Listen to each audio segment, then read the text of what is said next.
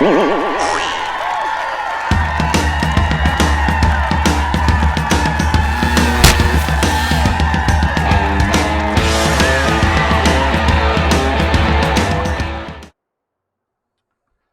everybody. Welcome to another Comic Source Comic Boom collaboration. This is your DC Spotlight for the week of November 16th, 2021. And 16 books this week. It was a big week. But that being said, it was kind of a down week for me. There wasn't anything that blew me away. And there was a couple of books where I don't know. I don't know if I'm being nitpicky. I guess we'll see if Rocky felt the same way. But I was kind of disappointed in the week. I don't know. What did you think, Rocky? Is it just me? Uh, I got some disappointments, sure. There was a couple of, I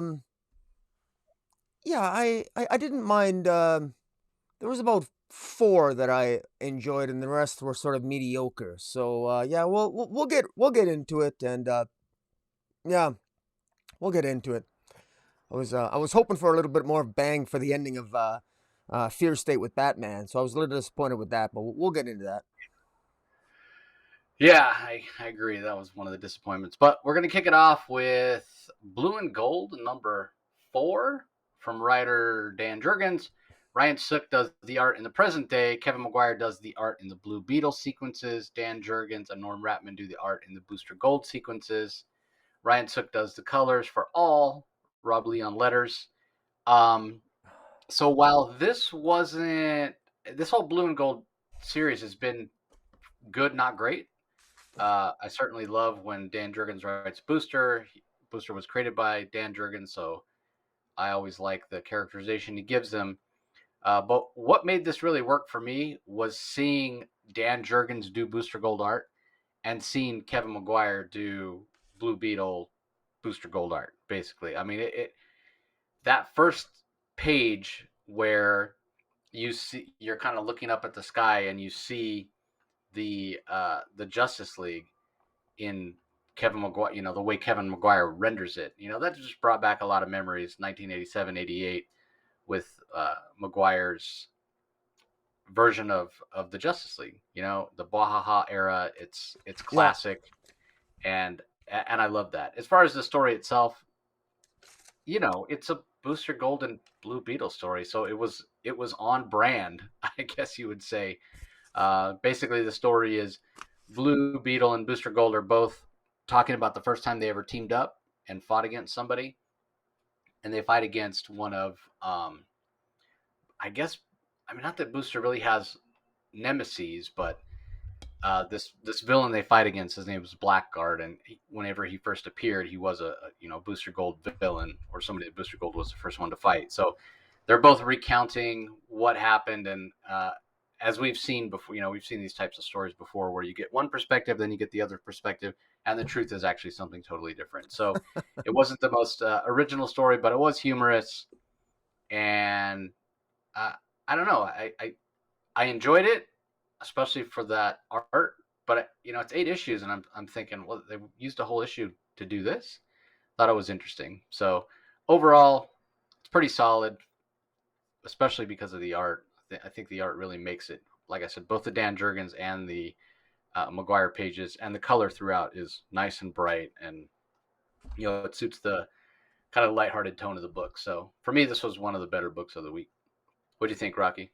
Yeah, I agree. Ryan Sook's art's really good. Kevin Maguire, I mean, it's just nobody does facial expressions, especially in a comedic setting, than Kevin Maguire. And the guy's just, it's funny because I find that artists over time can sort of like lose some of that initial passion or zeitgeist that makes their artistry work. But Kevin Maguire, every time the guy draws, it's like it just brings back those memories of the Justice League International. And I know that he keeps going back to the well, but hey, man, if the well isn't empty, why not go back to it? I like the call back to Blackguard here. I like that that's used. That is actually the first appearance. There's a classic first appearance of Booster Gold, which I'm happy to report that I have. I bought it off the rack back in the day, and I think it's still in probably a 9.4 in my considering the fact that I bought it off the rack. I can say that with pride. So I enjoy it, and yeah, this is a good story. There's if you're a fan of Dan Jurgens, this is just right up there. Just a classic. I mean, with these two disagreeing on the past, they both have, usually it's Booster Gold that has the ego. And he always remembers things in a narcissistic manner that interprets and makes him look in the best light. But here, even Blue Beetle tends to. I tend to believe Blue Beetle. I think Blue Beetle's recollection is probably more accurate, although I think writer Dan Jurgens sort of exaggerates even Blue Beetle's recollection, because Blue Beetle always has, these guys are best friends, and yet they sort of, as much as they love each other, they tend to think of each other as their respective sidekicks, even though they're forming their own team. And it works to good effect here. And yeah, again, nothing necessarily stands out as being memorable here. And I want to be clear, even though this week might be a little bit of a not my favorite best week for DC, this is consistent quality by Dan Jurgens. This is, I enjoyed this. I wasn't expecting anything to stand out, but this was just fun. This is good fun that I expect from Blue Beetle and Booster Gold. And again, the art is fantastic. You're going to get, even Gardner shows up, and I love the use of the social media. Again, the commentary from the people watching Booster Gold and Blue Beetle go through their machinations. And of course, you've got the central narrative as well, as this other alien wants to get revenge, because she wants to get revenge against Booster Gold and Blue Beetle because they disrupted their plans when they attacked the Justice League. And again, good comedy, good action, and looking forward to next issue. Yeah, we'll have to see how it plays out next issue. So, okay, on to the next book. And while Rocky's getting the graphics up there, I'll give the credits real fast. Suicide Squad number 9, written by Robbie Thompson. We have Eduardo Penseca and Julio Ferreira. They do the art, the line work for pages 1 through 11, and then Dexter Stoy handles the art for pages 12 to 22. Marcelo Mayalo on colors and Wes Abbott on letters as the Suicide Squad goes to space. So, what'd you think, Rocky? Okay, sorry. I still require just a little bit more time to adjust my notes, but first, the machinations here continue to build up by Amanda Waller, but things are definitely things are closing in fast on Amanda Waller. Rick Flag is creating his own Suicide Squad, and he's recruiting various members to basically ultimately take down Amanda Waller. It seems to be closing in on her. Meanwhile, this issue has sort of it's entitled The Final Frontier, and it's like the right stuff. Think of all those, I think of Armageddon, this opening, there's a double page spread here with Superboy, or I guess, along with Nocturna and Talon and the rest of the gang, sort of, they're going to be going off into space because they're going to be going to Oa, because they need to pick up something that's going to help protect Earth 3, because Amanda Waller has already got away. They were in hell last issue, where they obtained something from the Rock of Eternity to magically protect Earth 3 from being entered through magical means, and now they have to get something scientific from Oa, where the Green Lanterns were.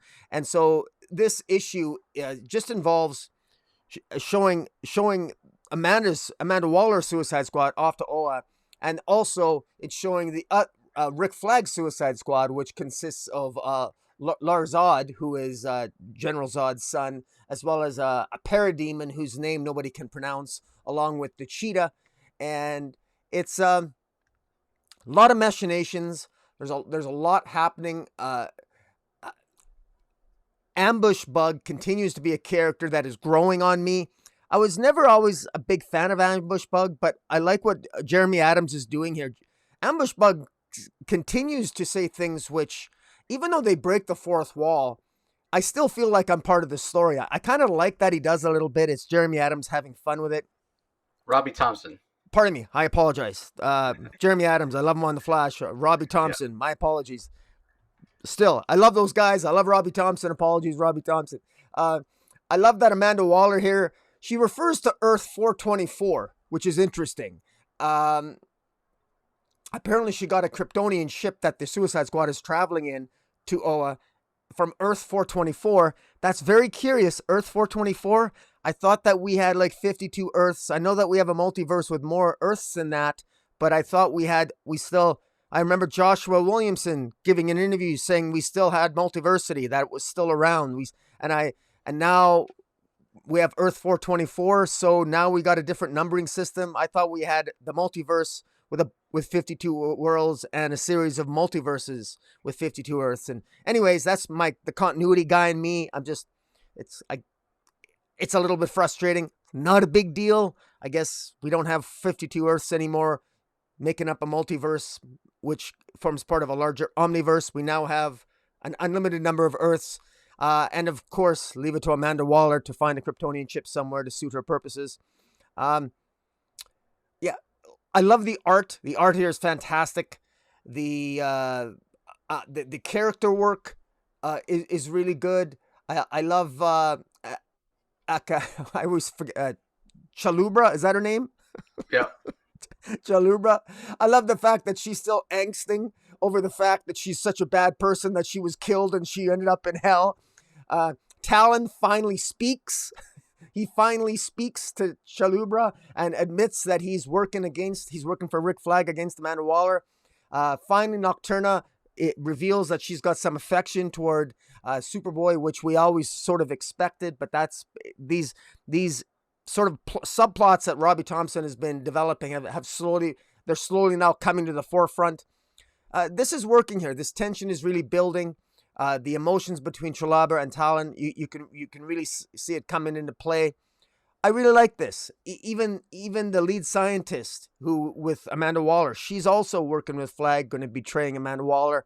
I don't know. I know how much you hate Amanda Waller, Jace, but it seems to me that Amanda Waller always seems to be 5 steps ahead of everyone else. But I gotta give Robbie Thompson credit here, because at the end of this issue, I'm thinking that the walls are closing in on Amanda Waller, and I don't know how she's going to get out of this. But because we know it's Amanda Waller, we know she probably has a few tricks up her sleeve. Because if she can get a Kryptonian ship from a random Earth 424, she probably is a couple of steps ahead of even Rick Flag, but he doesn't know it yet. So again, I enjoyed this. This is if I had to put my top 5 DC titles, Suicide Squad would be one of them. And I enjoyed this. What do you think?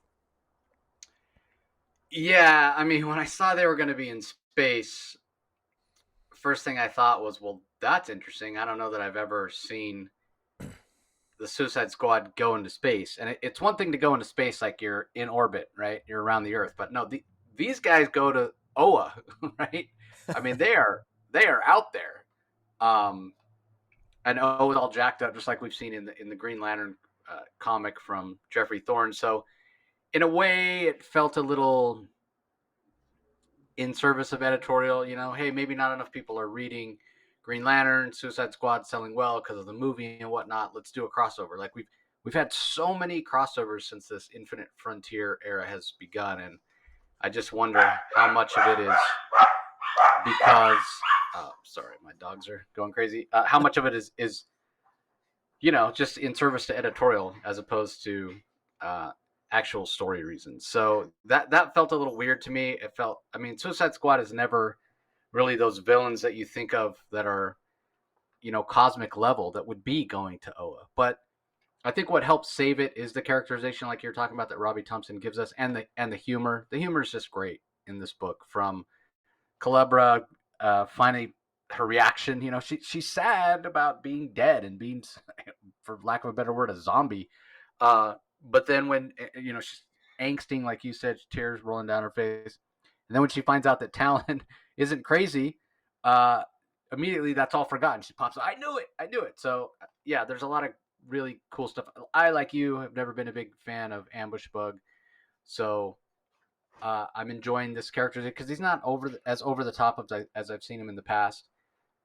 But Robbie Thompson uses him just enough to bring a little bit of humor into it. So, yeah, I'm really enjoying it. For me, the art in the first half of the book, when it's uh, Edward Panseco and Julio Ferreira, is absolutely fantastic, like above and beyond. The Dexter Soy art is not quite as good.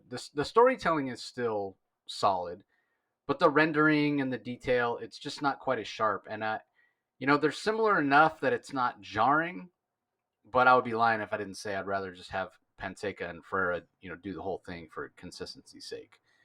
So I do wish that were the case. But overall, it's a solid issue. It's fun. It certainly is in line with the tone of the book that Robbie Thompson's given us from the beginning. Suicide Squad's definitely one of the more consistent books, one of the better books. So yeah, I mean, my biggest complaint is that the fact that they go to Oa and get whatever they get there, we don't necessarily find out what it is.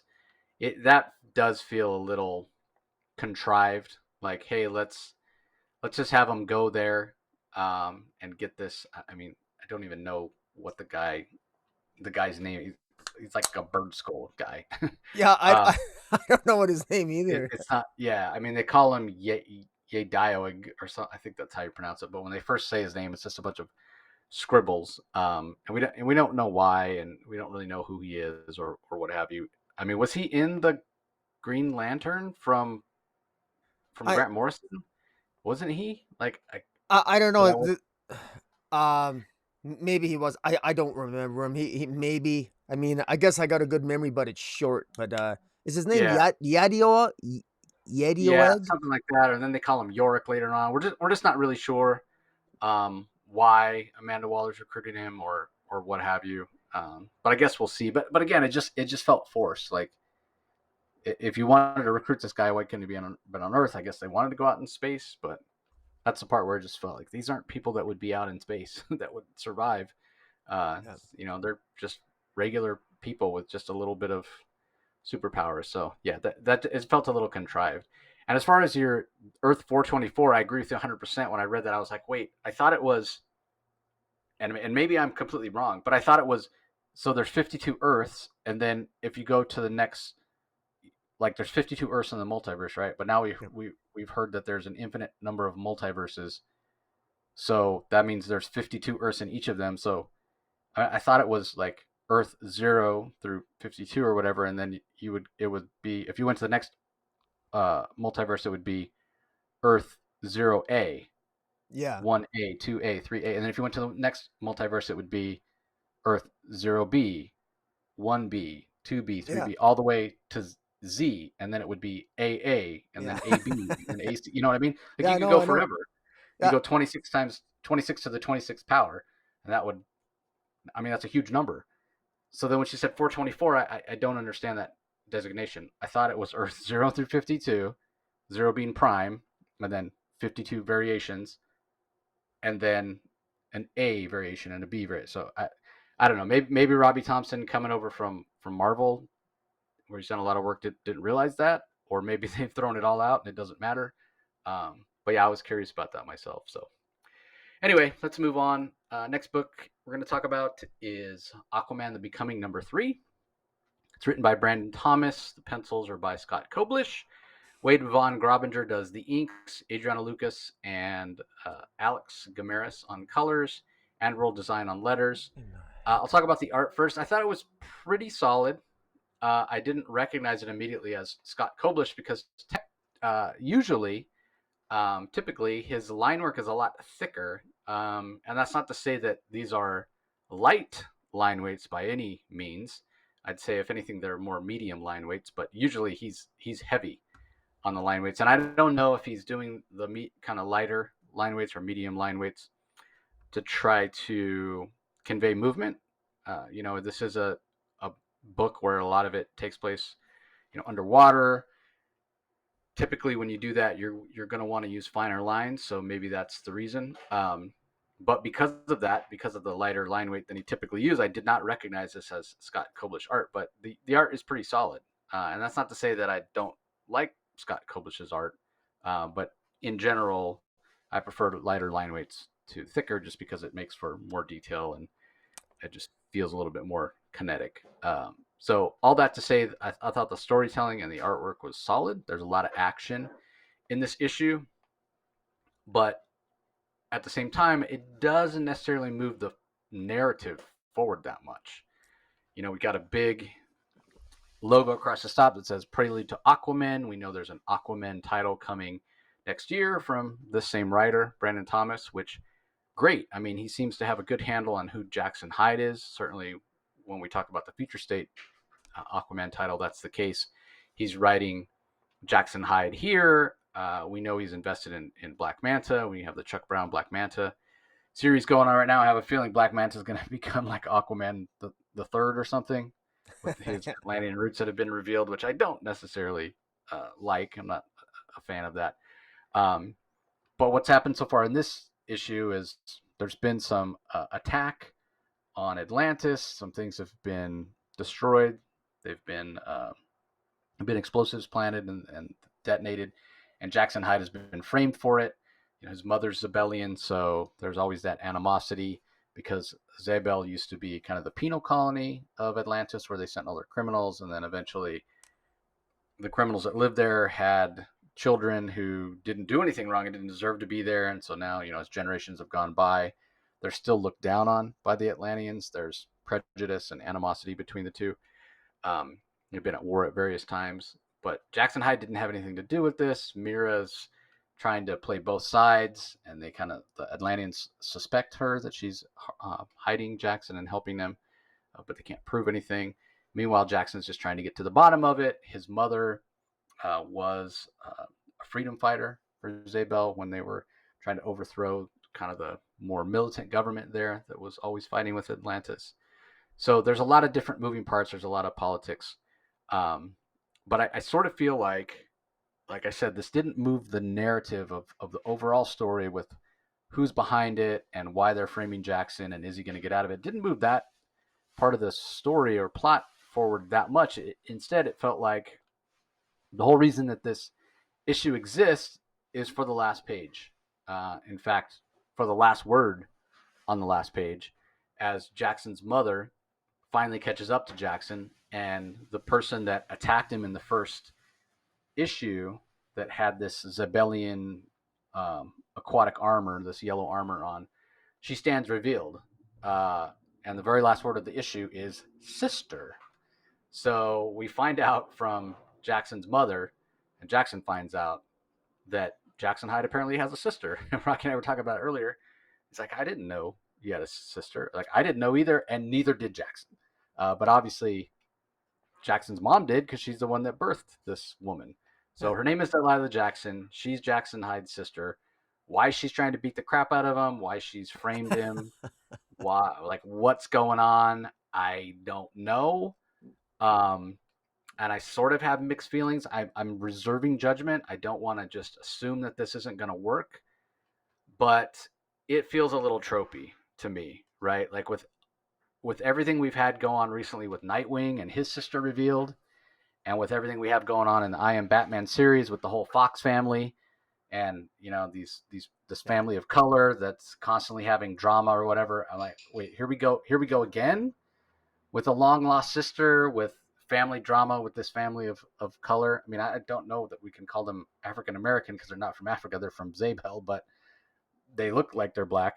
And there's this drama, you know, sister on brother violence here, and it's like that just feels a little tropey to me at this point. You know, thank God we have Static Shock, where it's a nice African American family, a family of color that gets along and they have good relationships or whatever. So it's not always falling into these tropes where sister on brother, you know, violence and what have you. So again, I'm withholding judgment. Brandon Thomas is a good writer. Hopefully he has a good reason. Hopefully it'll work. But I could have done without the angry black woman sister beating up on her brother. And we don't even know which one's older at this point, right? I don't think they said. So yeah, I'm holding out judgment. I'm holding off final judgment on this series, at least until we get the next issue. So but I was surprised. Yeah, So I was. that was Thomas's intent. He did a good job. Yeah, I was a little surprised too. I actually, ironically enough, but that's actually, it's not ironic. What I enjoyed more about the issue was I saw the purple ray. I love something called the trapdoor, the Justice League Protocol, the trapdoor. I love the transporting that Jackson Hyde did from various Justice League sort of Heroes Network sites.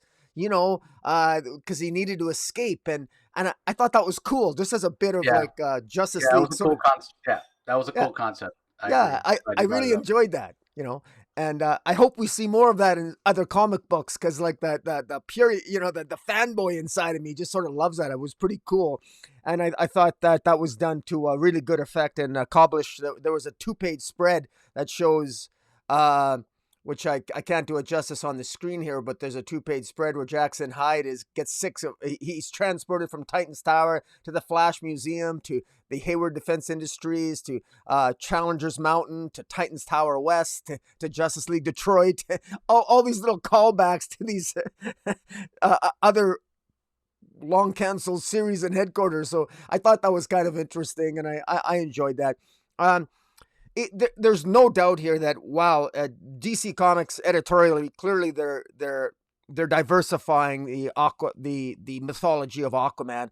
We get between Black Manta and Aquaman the Becoming, we're really doubling down on, frankly, Black history. I mean, we know that we're going to get a connection between the Black slave history and the history of Atlantis, where we saw virtually only an all Black characters in Black Manta. In the history of Atlantis, now we're getting expansion of Jackson Hyde's family, with him having a sister and increasing that dynamic. Clearly there's a diversification here, at least in that one respect, in terms of the, well, frankly, just bringing in more African American sort of diversity in the Aquaman mythology. And I agree that you want to be a little bit careful, but it's all gonna. Can it be tropey? Yes, maybe. It all comes down to the story. So far, it's not bad. The idea of an angry sister, that's been done before, but hey, man, I'm probably not gonna like this Delilah Hyde as much as I like, let's say, the sister of Starfire. I love Blackfire, but this Delilah Hyde has an attitude, and apparently, as Jackson Hyde found out in this issue, she knows how to throw a punch. So, I think the story here, I trust in Brandon Thomas. I trust, and I'm looking forward to see where he takes it. I am more interested in the family dynamic. You're right that we've been getting a lot of family dynamics of Batman with Jace Fox over in Batman. But this is a different character, it's a different mythology. And frankly, I think that Aquaman, and especially between what they're doing, what Chuck Brown is doing in Black Manta, even though I don't like how that is necessarily being structured and organized, I do think that I am getting some semblance that they have a direction where they want to go. And if they play their cards right, we can really get the history of Atlantis can be far more interesting than it has been before. So my fingers are crossed that this will get more and more interesting as the series progresses. Yeah, I agree. I'm definitely on board for Aquaman. I'm a pretty big I've become a pretty big Aquaman fan even before the Jeff Johns run. I guess the Peter David era is what brought me in. And the fact we don't have an Aquaman title or didn't when the last one ended was, I wasn't a big fan. I need there to be a regular Aquaman title. I think he's an important enough character that needs to be a thing. So, all right, up next, I'll give Rocky a chance to get the graphics up while we give the credits for the Gardner. This is Batman Secret Files #1. It ties in with the current Batman Fear State storyline that's going on, and even goes back to even kind of before that, giving us some background on Poison Ivy, who's been a pretty big part of the Fear State storyline, and even a little bit before in Catwoman and Batman both. So it's written by James Tynion, the writer of Batman and the architect of Fear State. The art is by Christian Ward. We have and he does the line work and the colors. And then we have Tom Napolitano on letters. So I don't think that the Gardner. I think it's a character that Tynion created, but it's so interesting because we haven't really gotten much backstory on her previously, so it's almost like he created her, but acted as though she's been there all the time. So, anyway, what did you think of this one, Rocky? Well, I was. I find the character of the Gardner somewhat redundant, and I look. I've been a fan. I've been a defender of James Tynion's Batman. I generally have been happy with his the characters that he's added to Batman, and I will defend his run, even though I'm a little disappointed with the ending. I think it did drag. Fear State did drag on too long. I I do think though that the character of the Gardner here is a complete redundancy. This is a character that simply does not serve the narrative, and this character does not bring anything new to the table. This character doesn't need to exist, other than the fact that we haven't. I guess, did we need a black lesbian in the triangle between Poison Ivy, Harley Quinn? We needed this character, really. This feels tropey to me because this doesn't serve. I mean, there's all kinds of justifications regarding the narrative of expanding Black Manta, of expanding Jackson Hyde and Aquaman the Becoming. I think that's frankly needed, and I welcome that. It all comes down to the story, but this Gardner thing is really surprising to me. Her name is Bella Garten, and so it's kind of a tropey name to begin with. She's an eco-terrorist. This is a character who has actually funded Pamela Isley in the past. She has this entire issue, is actually more of a Pamela Isley story. We don't actually learn much about the Gardner here. This is really about her experiences with Pamela Isley, and it's done through the theme. James Tynion utilizes the theme of the idea of seeds, and about how the seeds sprout and they grow, and you got to be really careful how you treat the seed, because any damage to the seed, any trauma experienced by a plant can affect that plant as it grows older. So that's sort of like the theme, and how damaged one can become. And it's interesting here that the origin of Pamela Isley is mixed in with Jason Woodrue, and that she was experimented upon. That basically the Gardner and Pamela Isley and Jason Woodrue were all part of the same sort of graduate program where they experimented with different kinds of botany. And Woodrue believed in the psycho-spiritual web of plants. Alec Holland was also part of the program, and he had his own view of plant life. And of course, Pamela Isley, who would become Poison Ivy, had her own view about how to talk with plants and how to understand them. And ultimately she was experimented upon, and her blood became poison, became chlorophyll. And of course, this issue is really just sort of like a retelling of Poison Ivy's origin, but at the same time, creating a larger landscape of relating Pamela Isley to Alec Holland, to the Gardner, to Jason Woodrue. And even though I'm a DC guy, to my knowledge, and I will stand to be corrected, and people can let me know, I don't think there's been those direct kind of connections made between all those characters in the past. I know that lately, in the last few years, Pamela Isley has been spoken of as being another avatar of the Green, potentially, and they've elevated Pamela Isley's power, Poison Ivy's power, to be almost at the level of Swamp Thing's in different storylines. So it's interesting. But what this issue does is that it makes no bones about it. Pamela Isley has connections, and what are the odds? All of them part of the same graduate program. Jason Woodrue, Alec Holland, Pamela Isley, Bella Garten, who would become the Gardner. All of them, all their histories are all interconnected. And part of me is thinking, okay, that's fine. It's also interesting that Pamela Isley has an affair with Bella Garten, who becomes the Gardner. And she also slept with Jason Woodrue, so it's clear that Poison Ivy plays both sides of the fence, which I guess we already knew. But part of me is a little bit disappointed, because I think this sort of homogenizes all the origins of all these characters that lose some of their uniqueness. And I'm a little disappointed in that. Like, really? I mean, all of them happen to be in the same graduate program. I just thought that was it was a little bit. I thought that was a cop out, and I thought it's just way too convenient. For all these sort of villainous people with different motivations being part of the same program. I was just a little bit disappointed in that regard. Don't get me wrong. On the one hand, a lot can be made from it. There's a lot of potential storylines that can come from them all having those connections. But it actually it it feels like a lot of this stuff was sort of shoehorned in, and I was a little bit disappointed. Um, now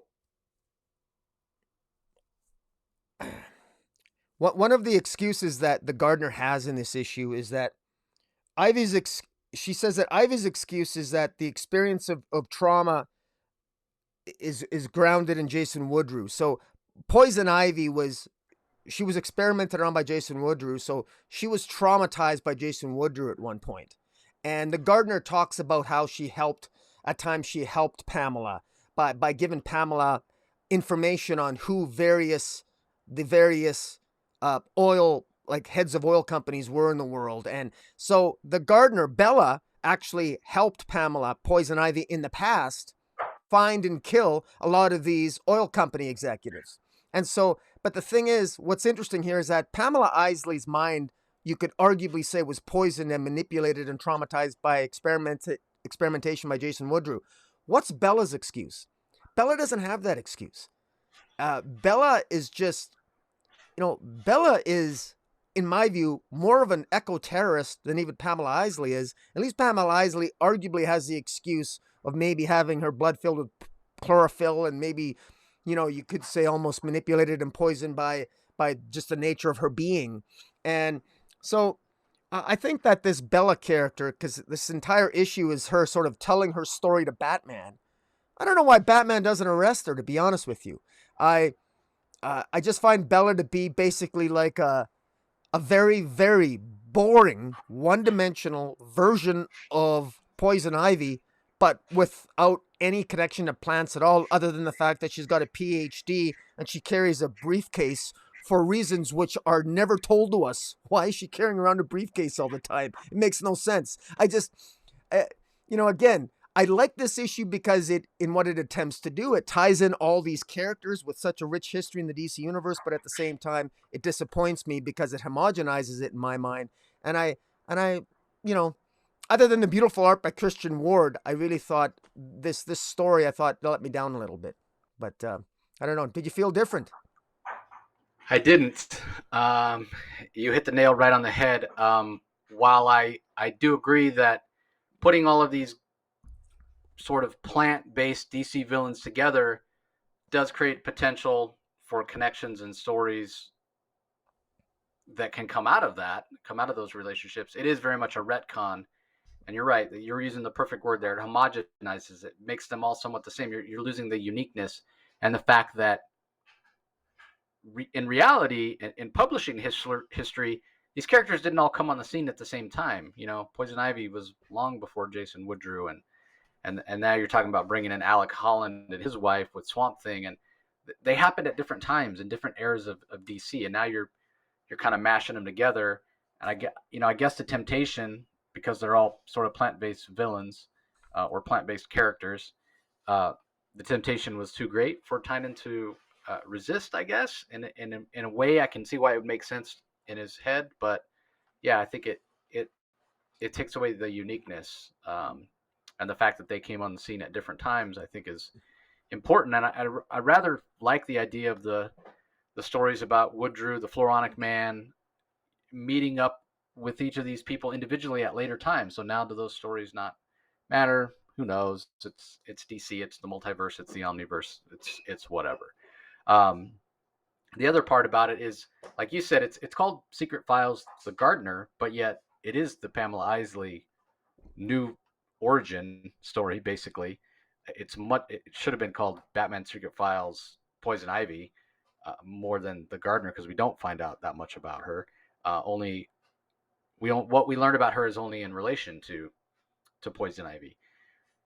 we do find out that the Gardner basically says, yeah, Poison Ivy could be the most powerful character in the DC universe based on what she can do. And we sort of saw that in Tom King's Batman, where she literally took over the entire planet.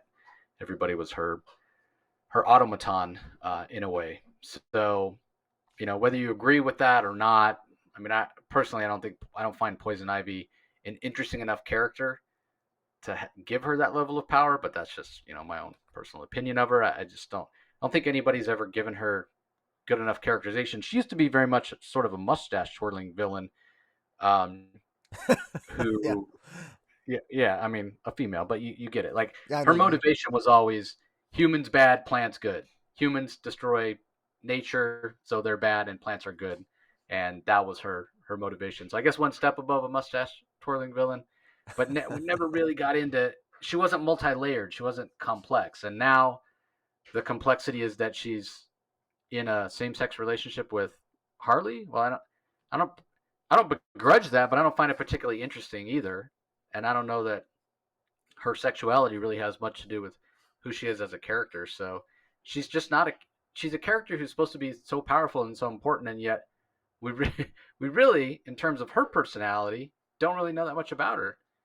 So I don't know. It's kind of interesting. Although I know she did have a solo miniseries not too long ago. I didn't read it, so maybe that's on me. Maybe I'm missing out. Maybe that was a good series for her characterization. So yeah, this just sort of felt like okay, a little long and a little extraneous for what we needed, right?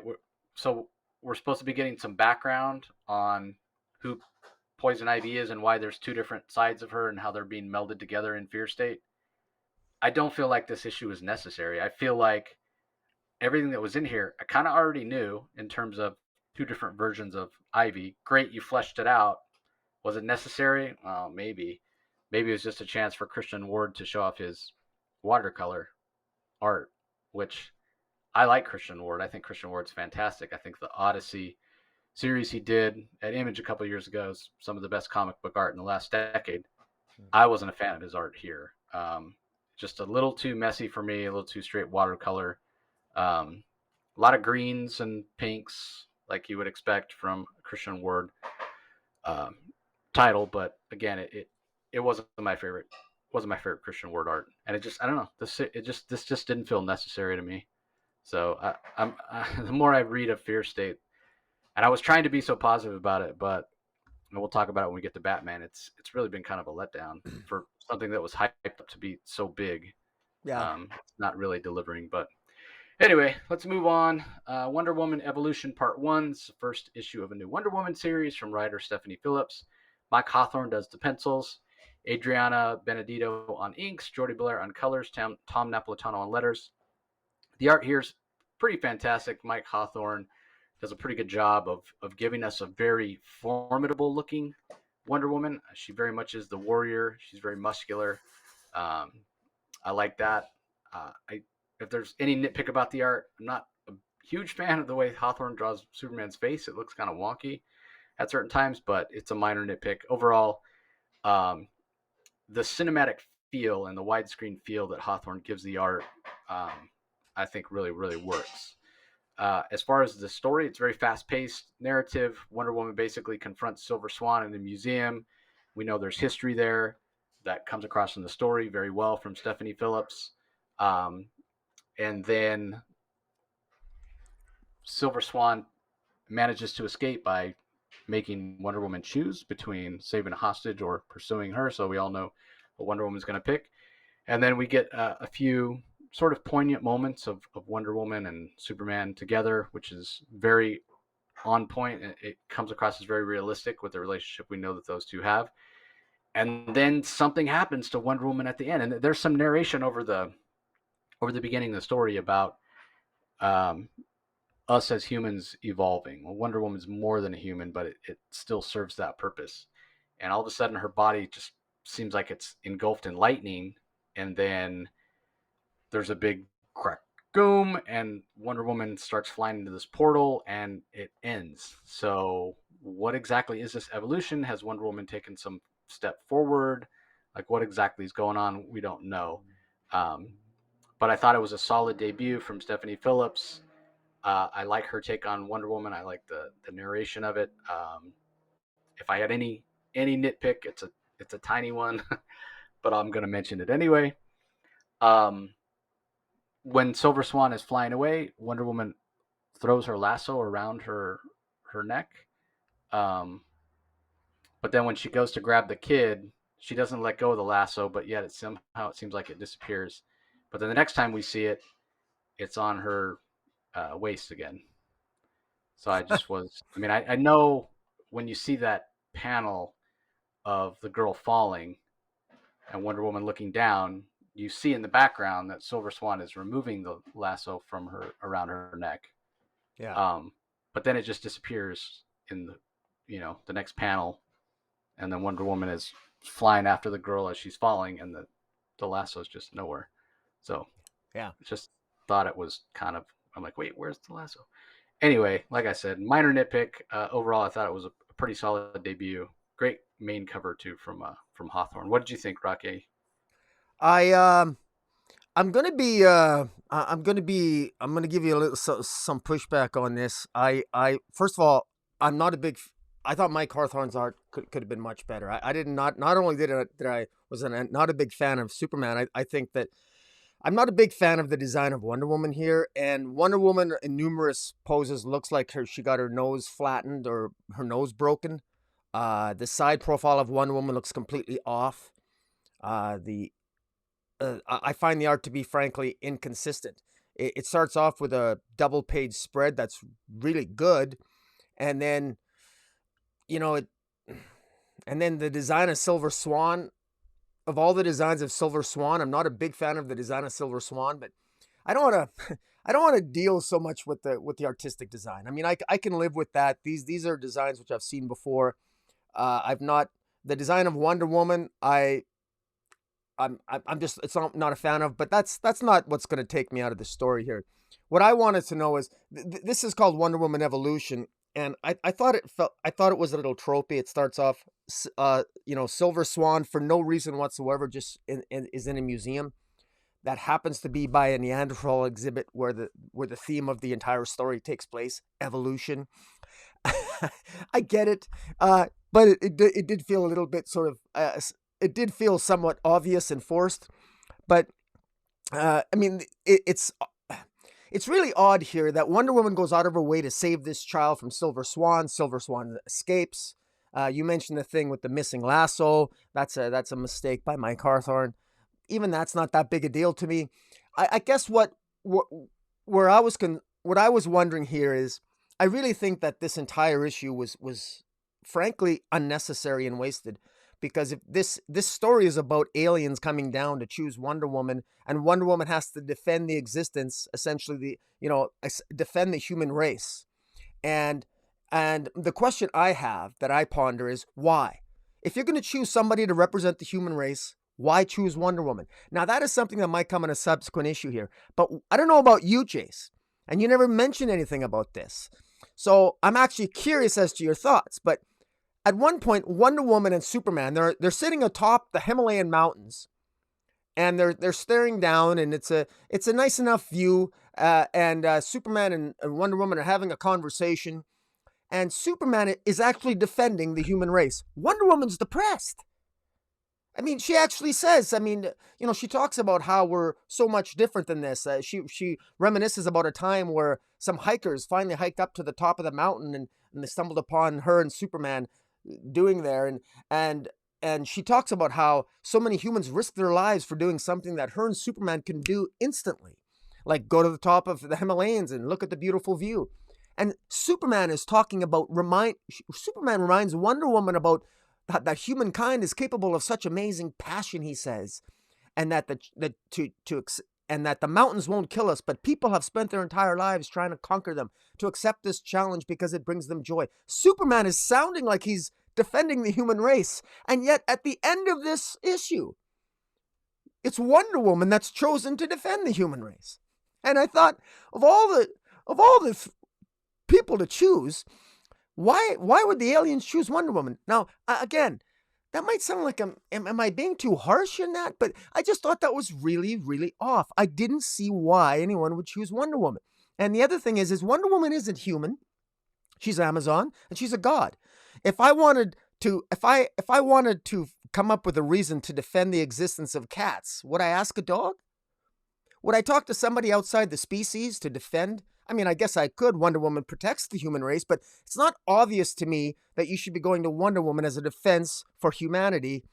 But again, that probably is a little harsh on my end, but I was just a little bit, I thought that this opening issue, it didn't really nail home the narrative in terms of the central theme. I was looking for a little bit more. And I don't know. I was really surprised that Superman was the one defending the human race. how passionate Superman was, and it's Wonder Woman that gets plucked. And I'm really kind of curious to see where this is going to go, because it seems to me that Wonder Woman already seems to be having doubts, and she doesn't even the central adventure and reason for this issue, the central reason for this series hasn't even gotten underway yet. So I'm really hoping that this picks up in the second issue, in my mind. But I don't know. Maybe I'm being too harsh. What do you think? Yeah, well, I mean, I get your point, and I thought the same thing. Why is Wonder Woman being chosen? She's not even human. But then on the heels of that, I thought, well, I'm going to reserve judgment, because here's the thing: this is a story we've seen a ton of times, right? Like every time it's one of these stories comes along where somebody's putting the human race on trial, I immediately think about the debut 2-part episode of Star Trek: The Next Generation, Encounter at Farpoint, where Picard is charged with defending the human race, and then recently The Blue Flame by Christopher Cantwell over at Vault is doing the same thing. So I thought, well, if you're gonna go to that trope, why you got to make it different? So why not choose somebody who's not human to defend the humans, and somebody who seems sort of down and depressed? And I took that as, and again, I don't know necessarily the timing or editorial instruction or whatever, but I sort of felt like the reason Wonder Woman seems kind of down here is because of everything she's gone through recently in her own title and the end of Dark Knight Death Metal. But maybe I'm reading too much into it, and that's not the case. So it's Stephanie Phillips, and she's a great writer. I trust her. So I guess we'll have to wait and see. Yeah, no, for sure. All right. While Rocky grabs the graphics, let me give the credits for Green Lantern #8. Lucius Latour is the name of Lucas. I mean, it's Lucis. I don't even know how that's supposed to be pronounced. But anyway, that's the name of the issue. It's by Geoffrey Thorne. We have Chris Cross and Marco Santucci as the artists. So Santucci we're used to having as a Green Lantern artist. This time he's joined by Chris Cross rather than Tom Derenick. Juan Castro handles the inks on pages 9 through 15. Michael Atea on colors. Rob Lee on letters. Yeah, this was kind of a mess for me, but I'll let you go first, Rocky. What did you think of this issue of Green Lantern? Well, I hate to say this, but Geoffrey Thorne is starting to lose me a little bit here. I really I struggled with this issue, but I'm simultaneously sort of excited about the ideas that he's bringing forward, but at the same time, I admit to some confusion, and I feel more confused than I think I should be at this point. And I do find, and the art, as I've never really been a fan of the art, and I think at one point when I reviewed previous issues of Green Lantern, I said the art was growing on me, and maybe I lied, because now suddenly it just feels more jarring to me.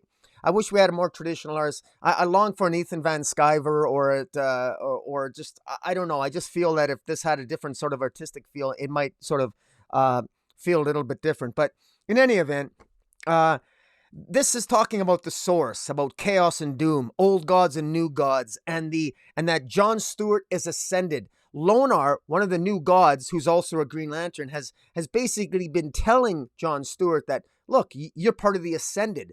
In other words, he's kind of a new god, but he isn't. Lonar, the god of journeys, who is a new god, the god of journeys, took John Stewart on a sort of into the distant past last issue, where he saw the origins of the Guardians when they were simply Owens, and where they did battle against I guess the old gods of Darkseid before he became Darkseid, and Granny Goodness and all that jazz. And and clearly there's a history here that might be rewritten. I'm not sure, but there's so many moving parts here, and it's not clear what Geoffrey Thorne is doing. It's only because I heard him say something in an interview that this might relate back to the old Green Lantern series, Green Lantern Mosaic, where at that point, John Stewart was the first human guardian. But that sort of idea went away. But I think Geoffrey Thorne is bringing that back. Clearly, he's making John Stewart, he's elevating John Stewart to a godlike status here.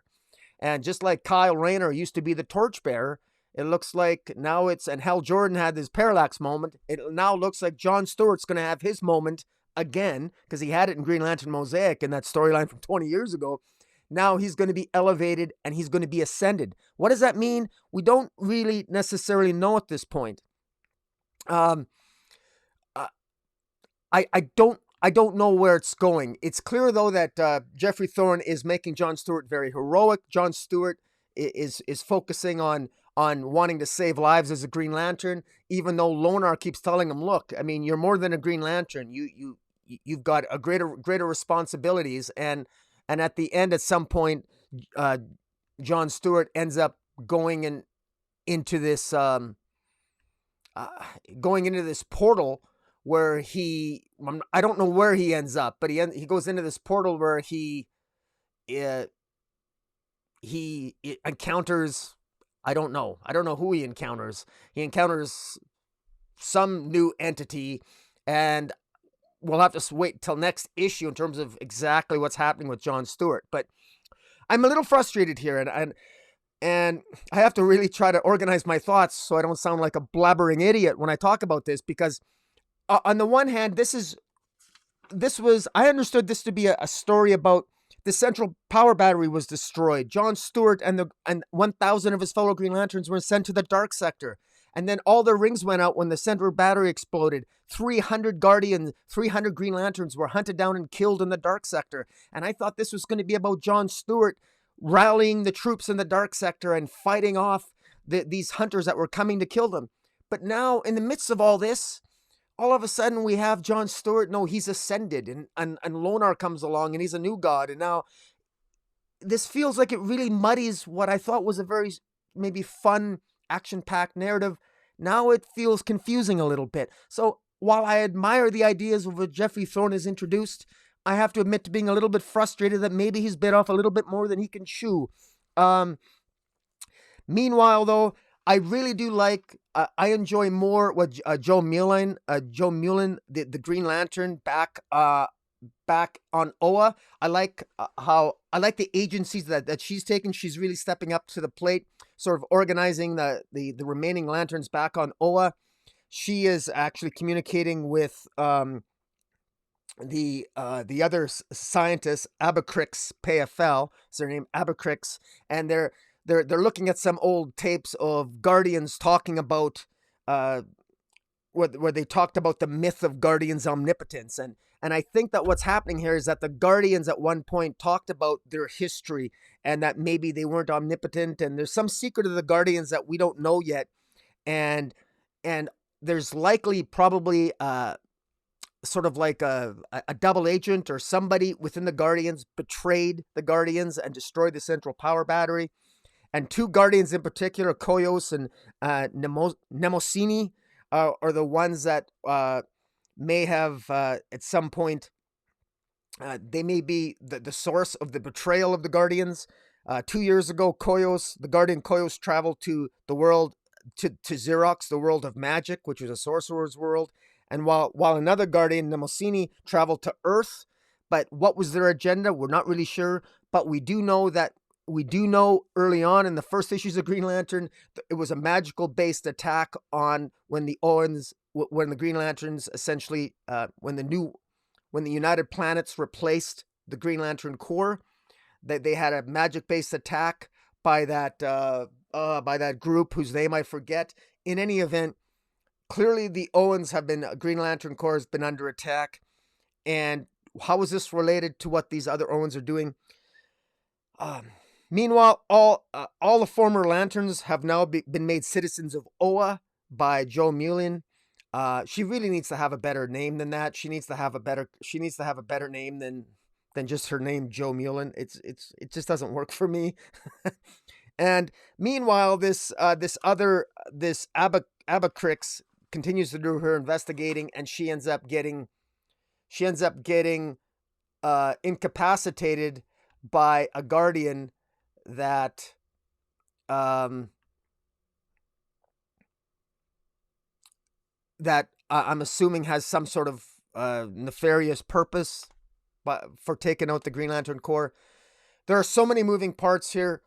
I hate to say this, but I think that this series might be inaccessible to new readers. If they're going to try to understand all that's going on from issues 1 through 8 here, this is confusing. This is confusing, and artistically it doesn't help. The change in artistic style from Tom Rainey's style to Santushi's, it just doesn't work very well, and it feels like completely different stories as opposed to stories that are supposed to be related. And like I said, I think something very important is trying to be said here by Thorne, but it's just not, just it seems I take one step forward and then 2 steps back. But I'm frustrated. I see some potential for greatness here, but story-wise, I think that this confuses me more than it should. And I don't know. Tell me it's all in my head. Well, I don't know that it's necessarily confusing. He's introducing these new concepts, which I get. I mean, you want to tell the story that you want to tell, and that's perfectly fine. We always thought right from the beginning, having these 2 disparate storylines, like, give us 2 Green Lantern books if that's the case. And it's so weird that they do it. Like, the first half of the book is one story, second half of the book's the other. Like, at least intermix them. It just feels so strange. And is Geoffrey? I mean, oftentimes we've had 2 Green Lantern books, and is Geoffrey Thorne the right person to be telling both the stories? I'd argue that no, he's not, because I agree with you. So it's not even so much of the confusion, because, like you said, there's potential here. The problem is that we haven't gotten any answers about the battery, about who's behind it, about who in the dark sector is targeting the Green Lanterns. There's not enough answers to the storylines he already started with the first issue, and now we're 8 issues in, and it's like he's starting new storylines when he didn't never finish the old ones. The old ones are just abandoned in a way. So that, to me, that's the problem, right? We're not getting enough answers, and he keeps introducing, piling new ideas on, and at some point you just jump off because you're like, I'm tired of just having question on top of question on top of question. We know, and it was certainly evident in the first issue, that he's a huge Jon Stewart fan, and it felt like fan fiction, to be honest with you. But I gave him all kinds of credit on backing off from that after the first issue. Well, last issue I was really worried that it was returning, and here it's returned full force. Jon Stewart, greatest hero in the history of DC. He's not even human. He's a god. The entire history of the whole universe and the fate of all of existence is all laid at Jon's feet. It's too much. It really is, for a book that's called Green Lantern, and we've barely had a couple panels of Hal Jordan. And again, it feels like fan fiction. It feels like a fan who loves Jon Stewart and has given Jon just the spotlight and all the agency. And just call it Green Lantern and just tell Jon Stewart stories, 22 pages a month. Why even do any of this other stuff if that's what you want to do? If you're going to do it, then just do it. So yeah, it is frustrating to get just more questions on more questions on more questions. It seems like this female and male guardian are Quardians, is what it's been hinted at. I'm not sure why their skin is blue instead of pink or reddish. Maybe it's the Quardian spirit that's taken over. Like, again, we just don't know. I'm guessing. I'm speculating. This series from the beginning has been nothing but question after question after question, and we haven't gotten none. Not even one tiny plot thread has been resolved. And where's Teen Lantern? What's going on with her? Again, she was in a coma last issue, and now Yeah. she doesn't even show up Yeah. in this issue. I Again, think it's just she's still in a coma, I think. yeah, just one more question with no answer. As far as the art, I'm a fan of the Sojourner Mullen storyline art, like we got. I know that's the Marco Santucci art. As much as I don't care for the Tom Derenick art, or I shouldn't say that, as much as sometimes the Tom Derenick art, the proportions seem off, it's still much more similar to what we get from Marco Santucci than what Chris Cross does. What Chris Cross does, it doesn't work here at all because the style is so different than what Marco Santucci does, and it's a real disservice to both artists what Chris Cross gives us. Much more impressionistic, not like Santucci at all. And so, yeah, the art, the both of the art styles suffer by being compared to each other. So, yeah, this was a real. I don't want to say a letdown because I have no expectations with Geoffrey Thorne's Green Lantern. But I didn't feel like it was a good issue. It's not. I don't like the direction it's heading, with just constantly elevating John Stewart at the expense of giving us any answers or giving any other Green Lanterns any sort of agency. So, Well, it uh, also it does seem to kind of conflict with Future State, because with Future State Green Lantern, we got the end of this story and there was no indication that John Stewart was a god in Future State that I can recall anyway, but I don't know, maybe I'll have to go reread it, but it doesn't quite seem, there's not quite, I'm not seeing the consistency there, so that just adds to my confusion, which should not be the case, but I don't know. Maybe it's gonna come. Maybe it's gonna be explained more in future issues. We'll have to wait and see, I guess. I hope so. I would love nothing more than for Geoffrey Thorne to prove me wrong. For him to do something with John Stewart that's never been done before and make me fall in love with John Stewart. And it's not that I dislike John Stewart. I like John Stewart a lot. He's not my favorite Green Lantern. Hal Jordan is the character that made me fall in love with Green Lantern. He was the first Green Lantern I read. I loved it, but I was only reading Green Lantern for, I think I jumped on like right around 167 or so, which was right. I mean, and I think the very first cover that ever made me buy the solo Green Lantern book, and I know I'm going off on a tangent, but I had read, plenty of Justice League or whatever, and I knew who Green Lantern was, especially from the Super Friends cartoon, and I always loved it whenever he showed up as a guest, because he wasn't on there all the time. But the guy that voiced him on the cartoon had such a deep voice. I loved it. And I remember the one where they were trapped somewhere behind a barrier in space, and Green Lantern and Superman had to merge. Green Lantern used his ring, and on the screen it would flash back and forth. It would Superman's face, Green Lantern's face, Superman's face. So I always loved Green Lantern.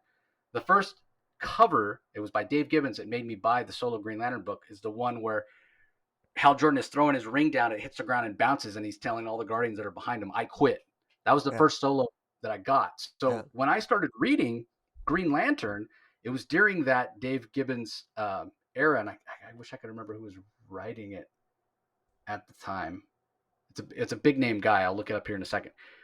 But that was when John Stewart took over, and he stopped being Green Lantern. He revealed himself to the world. He was going out with that Black Reporter. They had the Predator, Star Sapphire, and all that kind of stuff leading up to 200. So I read plenty of John Stewart, but he wasn't my favorite Green Lantern, and never has been. And I know for some people he is, because they came into the Justice League through the Justice League Unlimited, or John Stewart. They wanted to add diversity, whatever. So it's not like I dislike John Stewart, and I actually like that original John Stewart first, where he was an architect and it didn't have the Marine background, more because that was what I originally fell in love with. Yeah.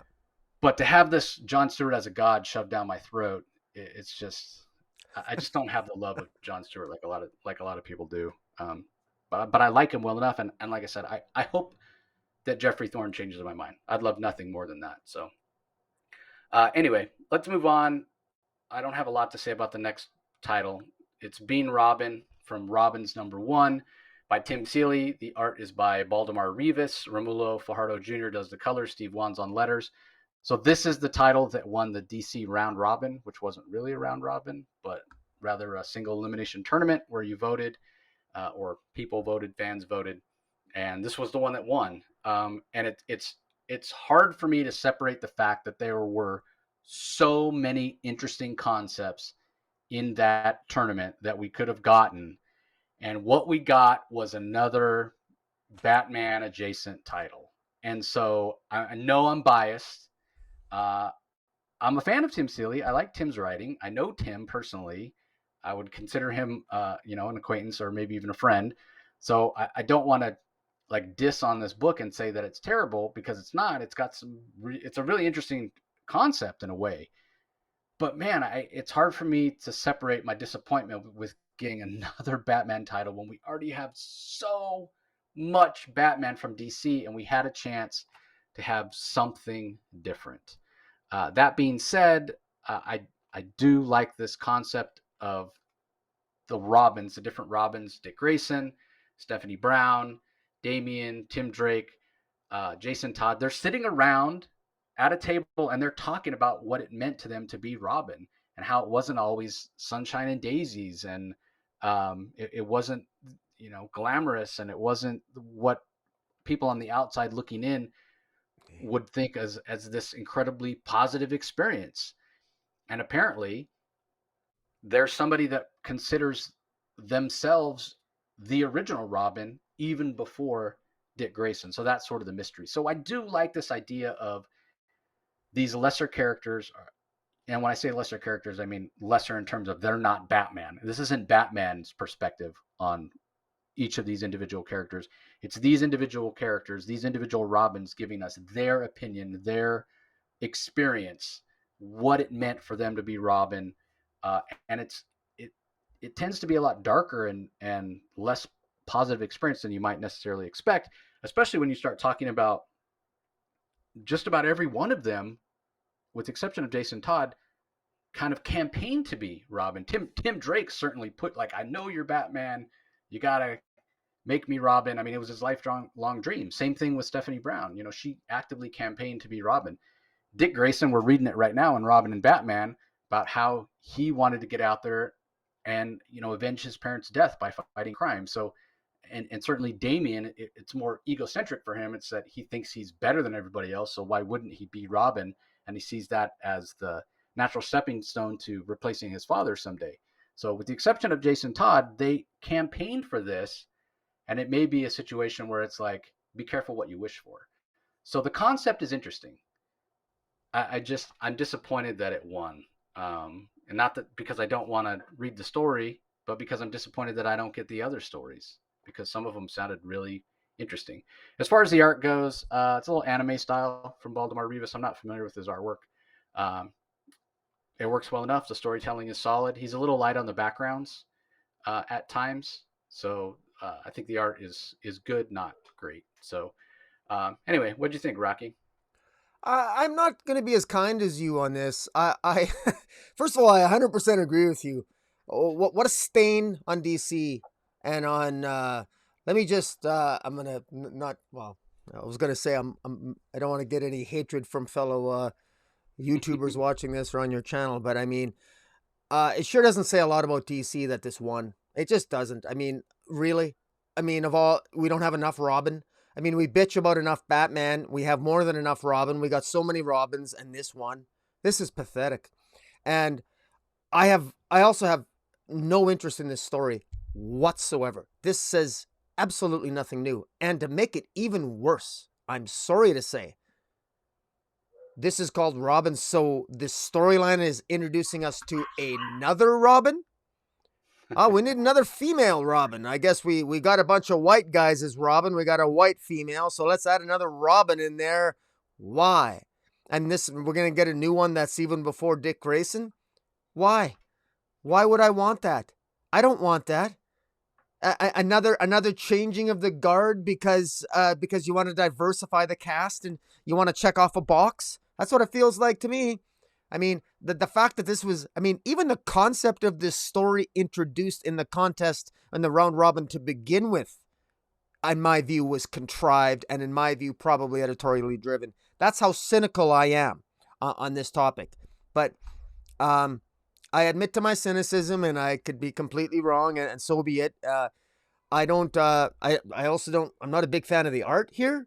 I don't think Seeley understands these characters enough that I could tell. Like Seeley did a good job here writing the characters, and getting to the the gist of all the Robins, of Stephanie Brown, of Damian, Tim Drake, Jason Todd, et cetera, et cetera. And so it's all well and good, but this says nothing new. It says nothing new about any of the characters. In fact, I'm almost afraid it does say something new because I don't want it to. I don't want it to. I don't want another Robin. Who asked for another Robin? I mean, and then if you tell me that, well, it won the contest. No, the title Robins won the contest. That doesn't necessarily mean we need another Robin. So I think the wrong story. There's so many things wrong here. It just has me shake my head. As far as the story, I mean, this is part one of, I don't know, this is a 6-part, 6 issues of this. 6 issues of Robins chasing after a female Robin who doesn't wear a mask but just wears a lot of mascara around her eyes. There is nothing about this storyline that interests me. It also stars Anarchy, who obviously I'm not even sure it's in continuity. Anarchy was recently killed in the pages of Batman, so I'm not even sure. So I mean, there's not even concern about that after all. Why would there be a concern? Because this was a story that won a round robin tournament. And I almost feel like they feel perhaps obligated to publish it. In any event, I know I'm being harsh, and I'm not trying to. I'm starting to like Tim Seeley's writing more, especially with his Superman and Lobo and stuff. But this is a miss for me. I'm avoiding this like the plague, and I hope the fans do it as well. I mean, I'm sorry. We need another Robin like we need a hole in the head. And that's just how I feel. No, you're 100% right. I'm curious enough that, okay, there's a very first Robin. Okay, I need about one sentence to tell me what that's about, and I'll be good. I'm more interested in the other Robin sitting around complaining about being Robin, but that we may have already gotten all we're going to get out of that. I guess we'll wait and see. So, yeah, something else would have been better to have won, but we said that at the time. We were both pretty disappointed. So, okay, well, I wish I could say on to bigger and better, but. How about on to the next is what I'll say. Probably can guess what it is just by that statement. It's not Checkmate. We're not subjected to the torture of Checkmate this week, but we do have a Justice League issue, number 69, from writer Brian Michael Bendis. Pencils are by Phil Hester, inks by Eric Gapster, colors by Hi-Fi, letters by Josh Reed. And before I'm going to try to contain my rant. I'll let you go first, Rocky. Did you dislike this as much as I did? Yeah. So you want me to rant first? I guess. Yeah. Maybe it saved me from. I'll just say ditto. We'll move on. I don't want to steal any of your thunder, my friend. Well, look, Bendis' Justice League continues to befuddle me. I actually looked at I looked up synonyms for confuse me because I didn't want to say I was confused again or pissed off again. So, but I'm befuddled. I'm just befuddled. I like that word, so I'm just going to say I'm befuddled. But we have a bunch of fake Deathstrokes. And thank God the Justice League is, they know how to handle all these fake Deathstrokes. We got Lois Lane's brother, Leonardo Lane, who is the Snowman's Ticket here in Justice League. And this issue is called The Biggest Score Ever. And this is the Justice League, along with the agents of Checkmate, now are interrogating these fake Deathstrokes. And the highlight of this issue would appear to be Hippolyta using her magic lasso on these fake Deathstrokes to figure out, what's going on. And it appears to be some misdirection. So what seems to be taking place here is what the Justice League discover after all their investigating in this issue is that there's multiple things happening in the world. Not only were all the intelligence agencies taken out, but apparently missions have come out of the Silicon Valley Brain Trust. People were commissioned to create a New World Order algorithm. The intention was to create a New World Order, and these fake Deathstrokes were recruited by a woman on Wall Street, and even the Royal Flush Gang was sort of brainwashed into believing into what Leviathan had to say. And all of this stuff, the fake Deathstroke, the Lois Lane's brother, the Royal Flush Gang, Silicon Valley, New World Order, Wall Street agents. This is all part of an elaborate ruse, maybe, or some misdirection. Batman thinks it might be misdirection. Bones of Checkmate Director Bones thinks it might all be misdirection. Where is this all headed? I mean, Leviathan seems to be playing all these different games, and the issue ends with the Fortress of Solitude being stolen. It just literally disappears. Oh my God, what's happening? It's like so much talking head in this issue, and I'm thinking like so much happens, and at the end of this issue, I'm thinking, who cares? One of the things that I find really odd about this, of all the nonsense that happens, there's actually a scene here where the Justice League calls upon Hippolyta to use the magic lasso on one of these fake Deathstroke individuals to try to get to the bottom as to who hired him. Well, Bendis has no idea, and there's no other person to blame here other than the writer, because because I know if Hippolyta is written correctly, Hippolyta knows how the magic lasso works. Here's a spoiler alert. When you wrap a magic lasso around somebody, they're compelled to tell the truth, and they have to answer the question. This guy doesn't do that here. Not only when Hippolyta wraps the magic lasso around this guy, he hallucinates and he sees Batman as a demon, and he sees Director Bones as a demon, and he sees Black Adam as a demon. That's not what the magic lasso does. The magic lasso compels the truth. And yet, apparently, I don't know, did Bendis tell Phil Hester that that the magic lasso creates terror and terrorizes those people? It doesn't do that. It compels the truth. And this is, I mean, just little things like that. This is the stuff that these are the little Bendis-y stuff things that annoy me. You know, I've become accustomed to the dialogue, and maybe you can rant about the dialogue, because we can talk about how this dialogue goes on and on and on and reveals very little. But it's these little things where a magic lasso is used, and they literally ask this guy, he's wrapped in the lasso, and Director Bones asks him, "What's your name, son?" And he doesn't answer the question. He says, "I'm ex-DEO. I used to work for you." You didn't answer the question. You didn't answer the question. You didn't answer it truthfully. You didn't say your name. He asked you your name. It's little things like that. Now, it's attention to detail like that you might think I'm nitpicking. But, you know, again, like, this guy would say his name. And it's little things like that. And we're not getting any answers here.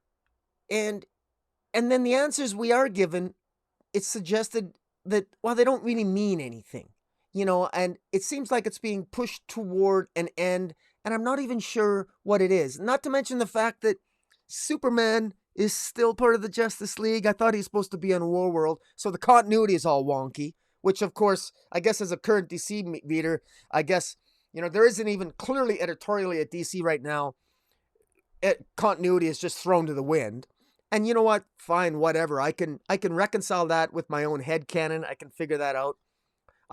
You can still tell good stories that are out of whack and with continuity. You know, that's fine. Give me a good story, even if it's out of continuity or it's wacky, it doesn't line up. I can still enjoy it. I can still enjoy a good Grant Morrison story, even if it completely warps continuity. You know, that's not a big deal. I can reconcile that. But the nonsense here, this just feels so forced. It feels out of whack. It feels like it's going nowhere. It's not making any sense. And I'm sad to say, but Phil Hester's heart here it's complemented by gorgeous colors. I'm not sure who the colorist is, but the colorist did a really good job. The colorist works really well with Phil Hester's art. It maximizes Phil Hester's art, but if Phil Hester's art just doesn't work for me here. This is a Justice League title, and it doesn't feel epic enough. And story-wise, this just isn't working for me. So give me your rant now, Jace. Oh my God, it's so bad. You're right about the words. And I feel like at least Bendis, apparently he's aware of it. I think Bendis needs to put this in every single book that he writes, because he does it every time. There's a scene like you're mentioning where they're about to, because you're 100% right about the lasso. The lasso's on the person, they tell the truth. End of story. This isn't some big mystery. Oh, he's got psychic blocks, whatever. It doesn't matter. That's what the lasso does. That's the whole point, right? This guy's a trained operative. Checkmate, checkmate, checkmate. Like, Bendis, if you want to write checkmate, and we know you are, go write checkmate. Stop trying to tell a checkmate story in Justice League, because it doesn't work. This is garbage. This is horrible. It doesn't make sense. It's convoluted. But getting back to what I was saying, okay, so that we're going to put the lasso around you, and that's not enough. That's not the way the lasso works. Guess what? It is the way the lasso works, but in Bendis' mind, it doesn't. So there's this back and forth gibberish between Oliver Queen and Black Canary, and they're talking about, oh, we're tricking you, and, you know, we thought, I thought, whatever. Word vomit. Yes, you're right, Bendis. It is word vomit. That's all you ever do. That's all you ever do is word vomit. And then at another point, somebody says, and we don't even know who it is because they're talking off panel. Yeah, we just barge right in and uncharacteristically babble your face off. Well, if it's a Bendis comic, it's not very uncharacteristic. It's very characteristic.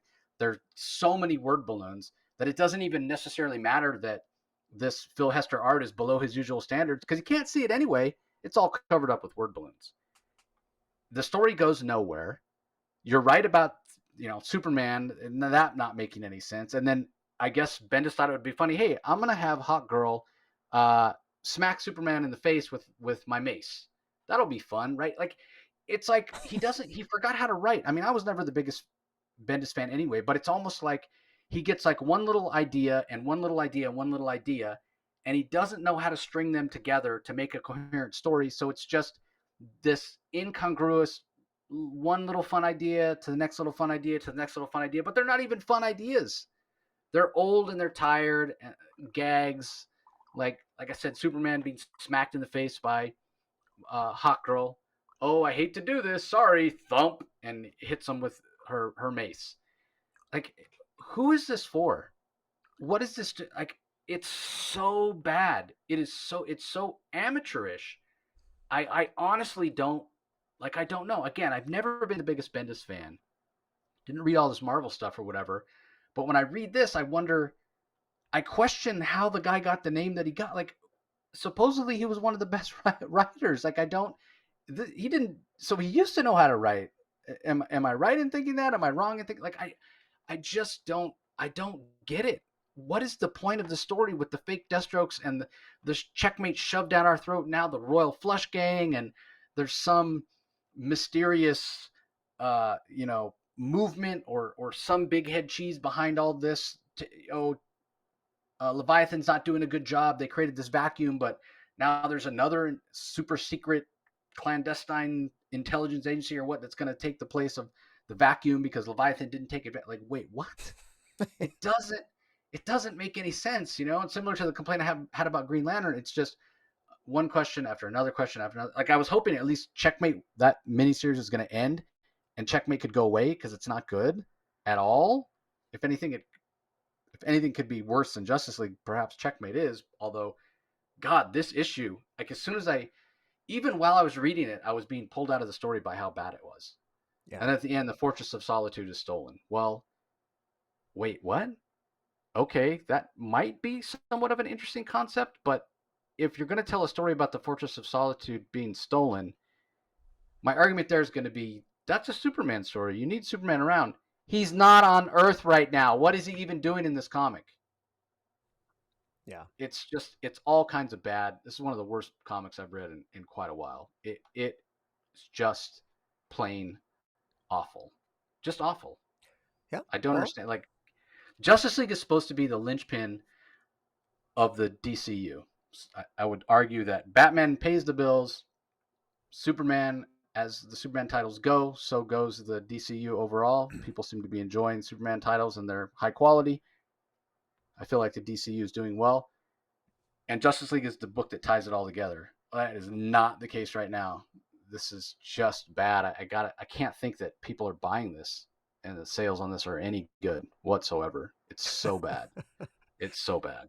On the plus side, the backup, the Justice League Dark, A Knight Reborn, from writer Ram V, Sumit Kumar on pencils, with Jose Mazar on inks and Romulo Fajardo Jr. on colors, Rob Lee on letters, was pretty solid. We saw the Upside Down Man manifest himself or itself through Zatanna, which we knew was always a risk. because of Zatanna. Back in the days when Justice League Dark, deservedly so, had its own individual title, and we wish it still did, we saw that Zatanna, in order to defeat the Upside Down Man, kind of took him, that entity inside herself. But every time she uses magic, he's that much closer to breaking out and taking over, and we see that happens here. While we finally find out what Merlin has been up to all along, and it's not what everybody thought.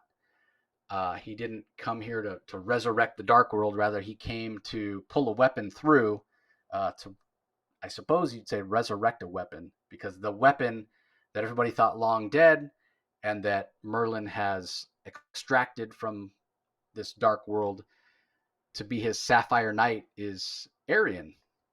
Arian, the sorcerer, the Atlantean sorcerer from the late 70s, early 80s book, which I never read but would always see on the stands at my local comic shop. But he is now the Sapphire Knight of Merlin. So the Justice League Dark definitely has their work cut out for them, trying to defeat Arian, who's one of the most powerful magic users ever to exist in the DCU.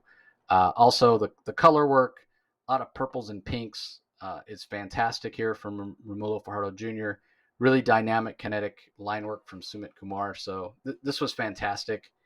And it, once again, it makes that first story look so bad in comparison when you get a well-crafted, technically well put together comic or story in the back of the book. It makes that first story look even worse. It really does. So any thoughts on the backup, Rocky?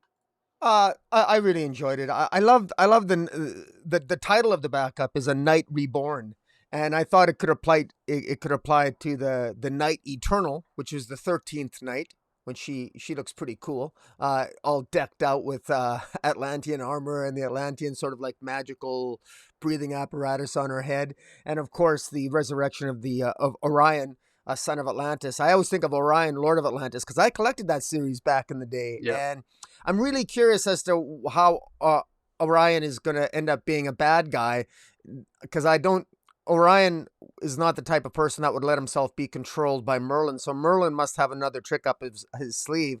So how is Merlin controlling Orion, Lord of Atlantis? Or he calls him Orion, the sorcerer, God King of Atlantis.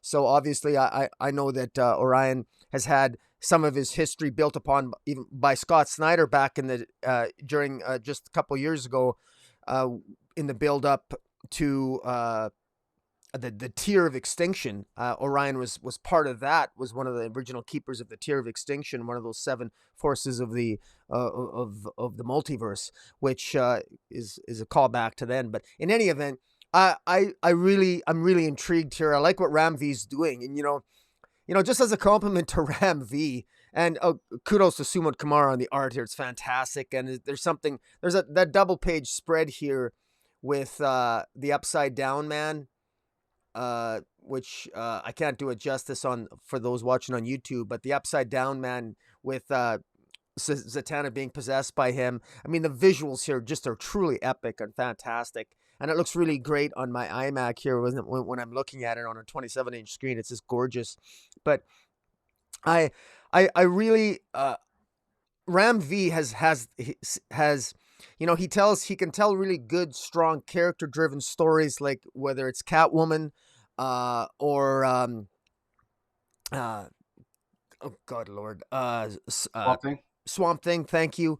And here we got many more players in the cast, and so he's doing a good job here too. And even if one could argue, I mean, first of all, I think he does a good job handling all these characters in this Justice League backup, but he doesn't puke out a bunch of useless dialogue, because he's not like Bendis, as you can compare it to the first part. If Bendis has 10 players on a page, Bendis will have them all engage in hi, hello, it, what, it, like he'll make them all utter something stupid just so a dialogue balloon can cover up the art.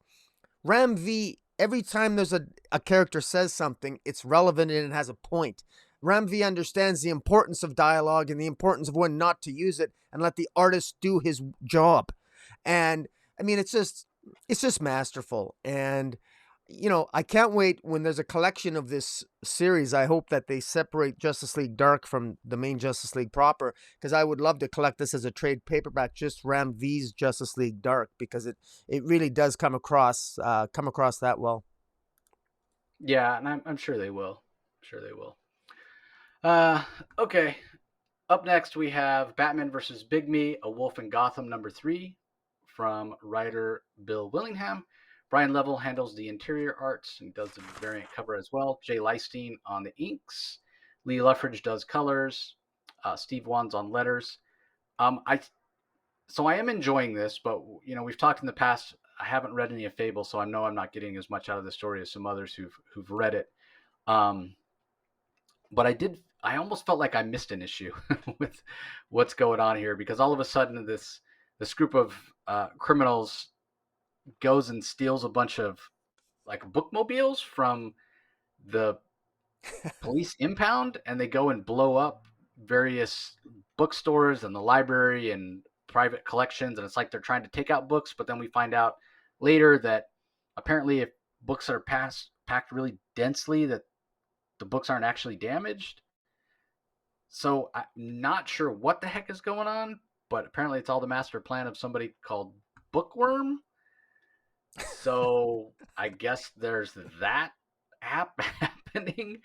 I'm just not sure, but it is a different, as much as, we talk about there's so much Batman, this is a different take on Batman. He is a little bit harsher, a little bit more no nonsense, this Batman that exists in the world of Fables.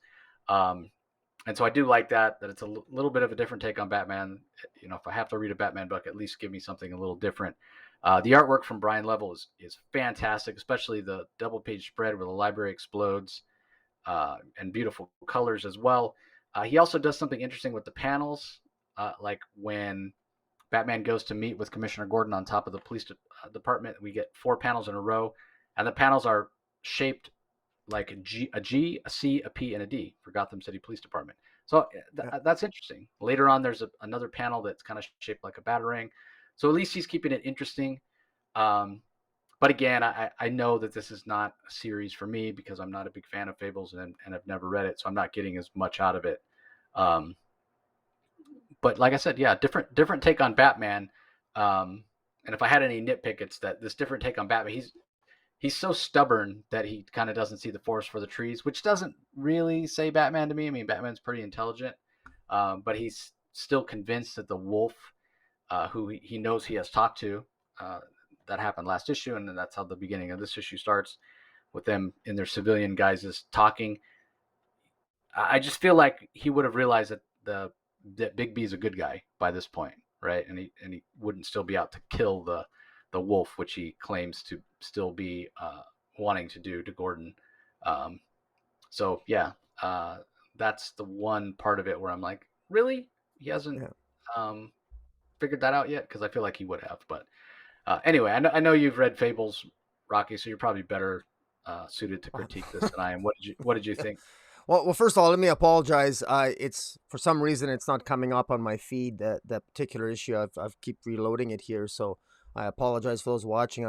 We like to show some pages, but in any event, for Batman v Bigby here, all that happens in this issue. Last issue ended with Bigby the big bad wolf Bigby confronting Bruce Wayne at a gala, and then that issue ended with an explosion. And this carries on from the second issue, and so all that we've had is a series of explosions. And there's a total of 8 explosions that have taken place throughout Gotham, usually at particular libraries, and it's a coordinated attack.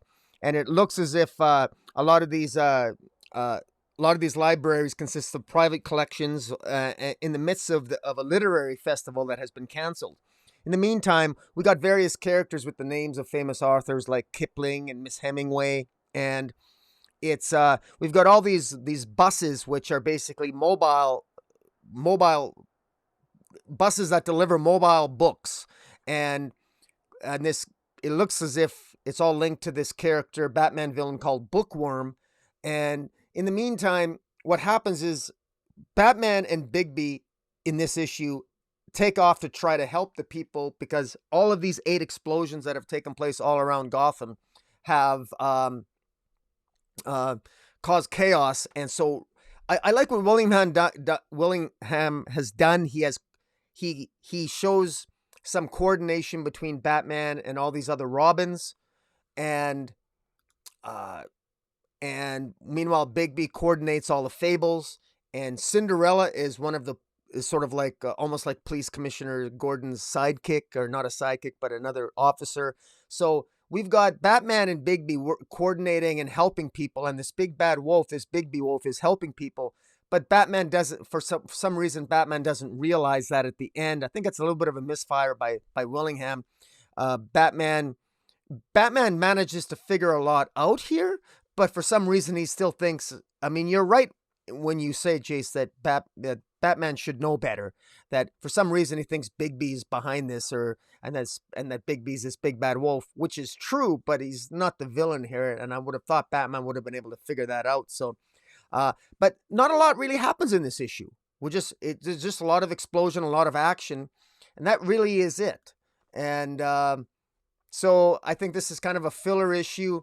I would have, so far I'd like to have seen a little bit more of the Fables. Artistically, Brian Level, I don't mind his art here. I do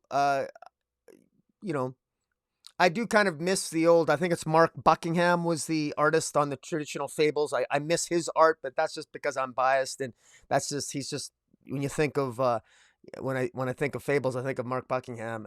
But in any event, I'm enjoying this, and it's worth a look-see, especially if you're a fan of the Fables.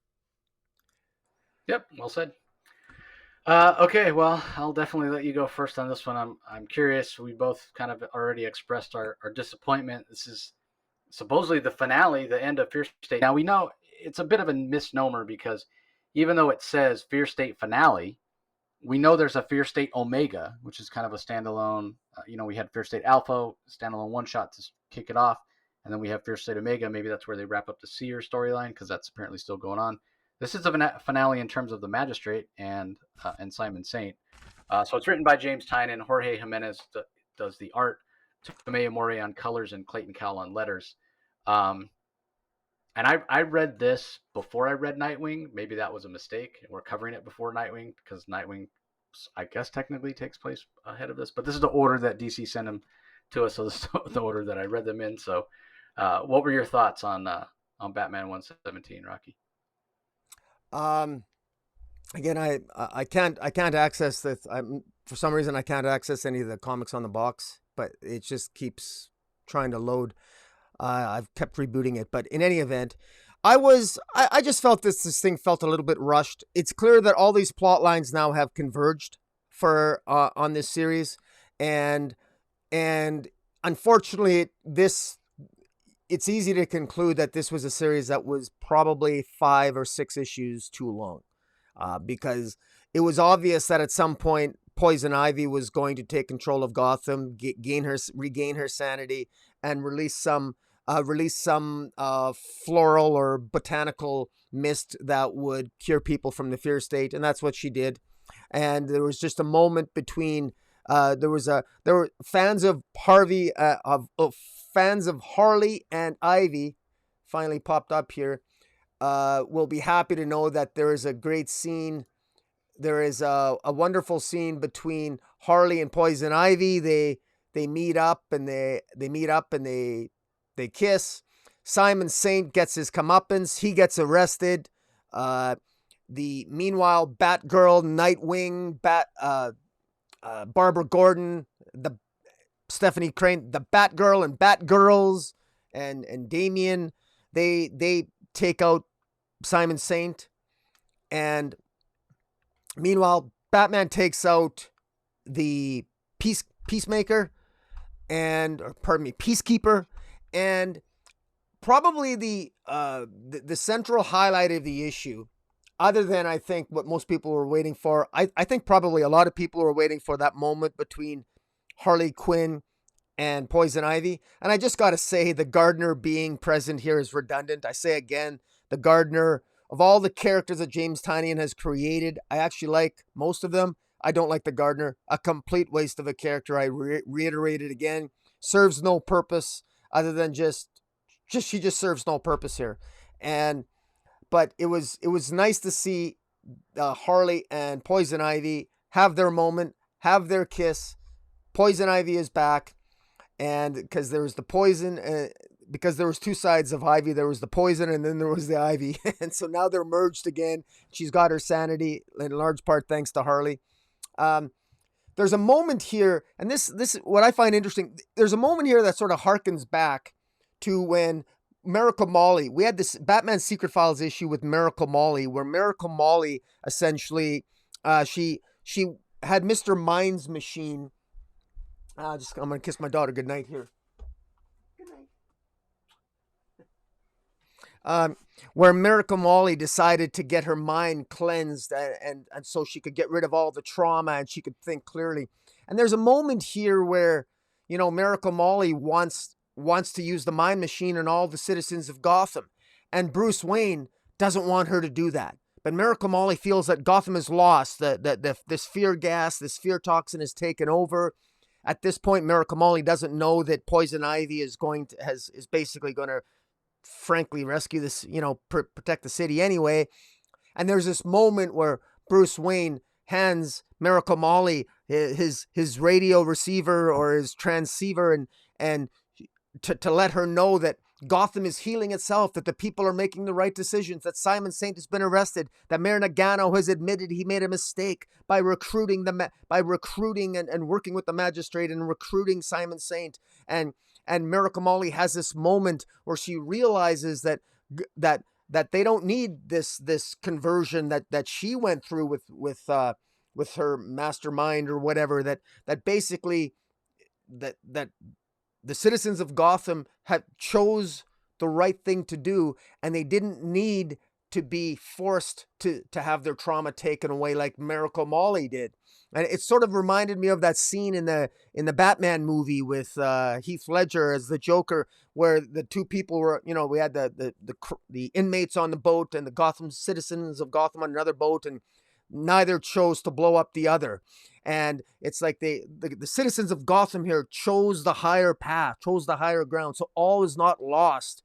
And Miracle Molly was surprised to see that. And so she chose not to essentially force the citizens of Gotham to undergo the therapy that she went through, which kind of made me realize, why would Batman care? I mean, if Miracle Molly, she seems like a good girl, she seems intelligent, why not have the citizens of Gotham go through what Miracle Molly did? Why not cleanse them? It seemed to work for Miracle Molly. She seems to be a sensible young girl. She even hugs Batman at the end. I don't see what the big deal is. What's the big deal? Is what Miracle Molly went through with Mr. Mind or whatever her Master Win or whatever her master there is? So I thought that there was a little bit of conflict there. I don't know why Batman would care if any city should benefit from having their trauma taken from them, you'd think it would be the citizens of Gotham. I would have let Miracle Molly go to town and do that. But everything is fine. Fear State has been defeated. It's, the good guys have won. And at the end here, there's a beautiful spread here of,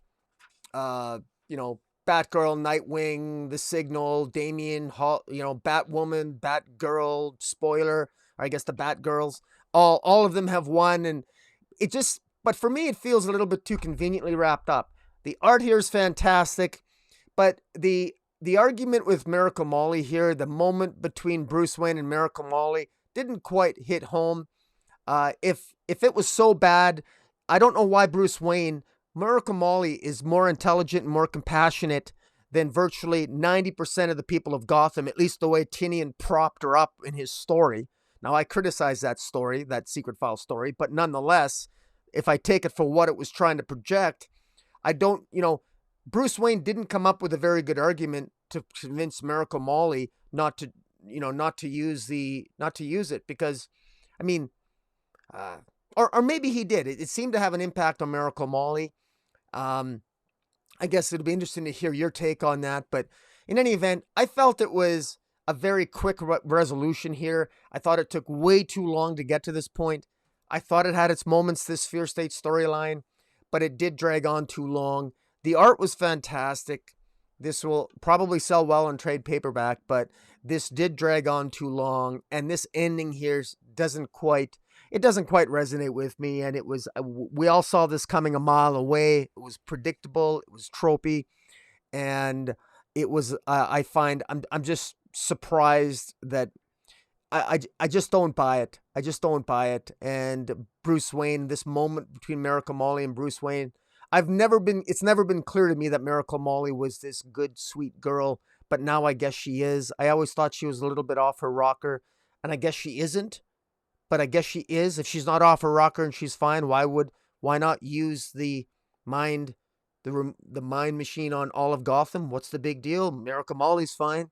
I don't know. I got all these conflicting sort of feelings on it right now. So I don't know. What do you think? I could not disagree. I could not disagree more Yeah. with the whole Miracle Molly. I'm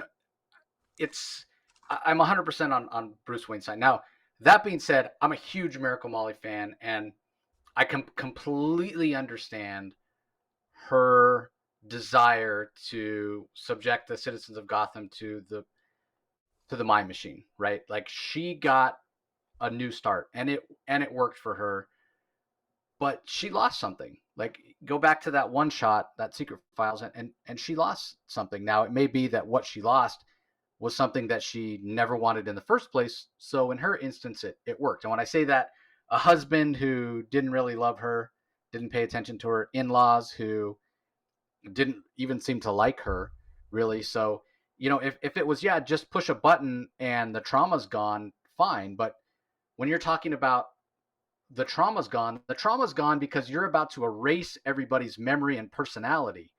And I would say that's a bridge too far. And I can completely understand why Batman's going to say, no, Miracle Molly, you are not going to erase the memories of every single person in Gotham. That's not the way to solve this problem. That's a little bit like using a nuclear bomb to destroy an anthill, Well, right? it's not removing the memories; it's removing the trauma. I don't think Miracle Molly lost her She memories. says right here. No, because that's what was done to Miracle Molly. Remember, she didn't have any memory of who she was before. It erased her personality. So we saw in Secret Files. And she says, now I'm going to set it off and wipe away all of Gotham City's trauma, take away its memories so people can actually start over. So to me, that's going to cause more problems. Everybody's going to be running around going, wait, I don't remember who I am. I don't remember what relationships I had.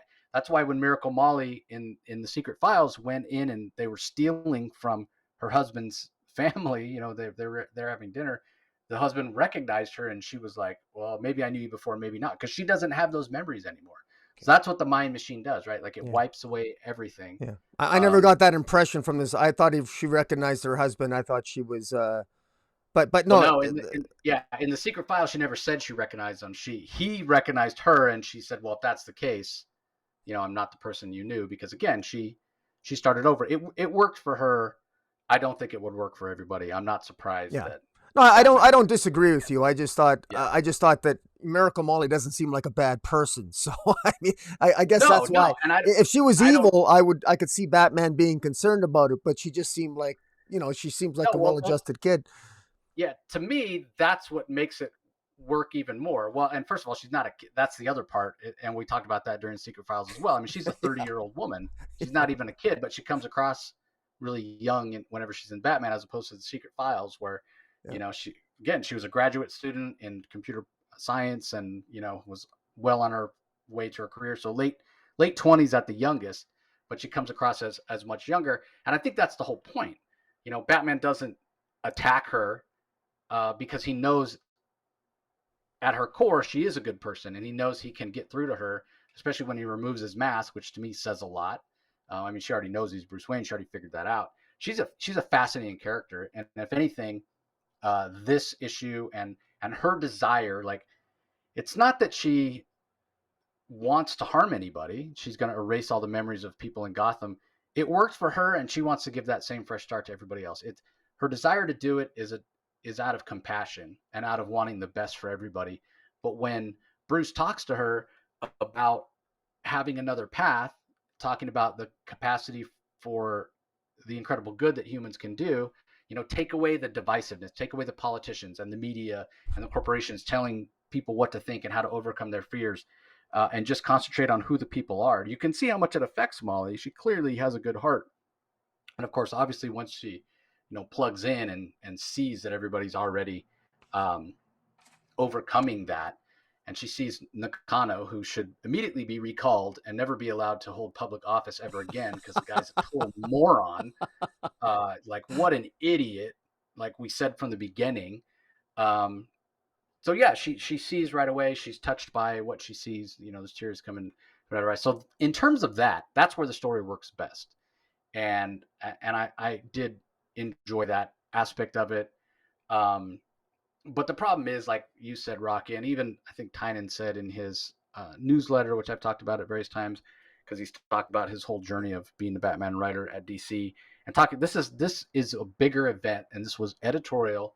He had this idea, and DC editorial was like, "Oh, let's make it big. Let's make it this big event with all this crossover, or whatever." I don't think his initial idea was worthy of all this real estate, and didn't need it. And so often we go the other way, right? We're talking about how maybe the story's choppy or the pacing is a little too fast because there's not enough real estate on the page. This is the opposite problem where things are stretched out and then it loses impact, right?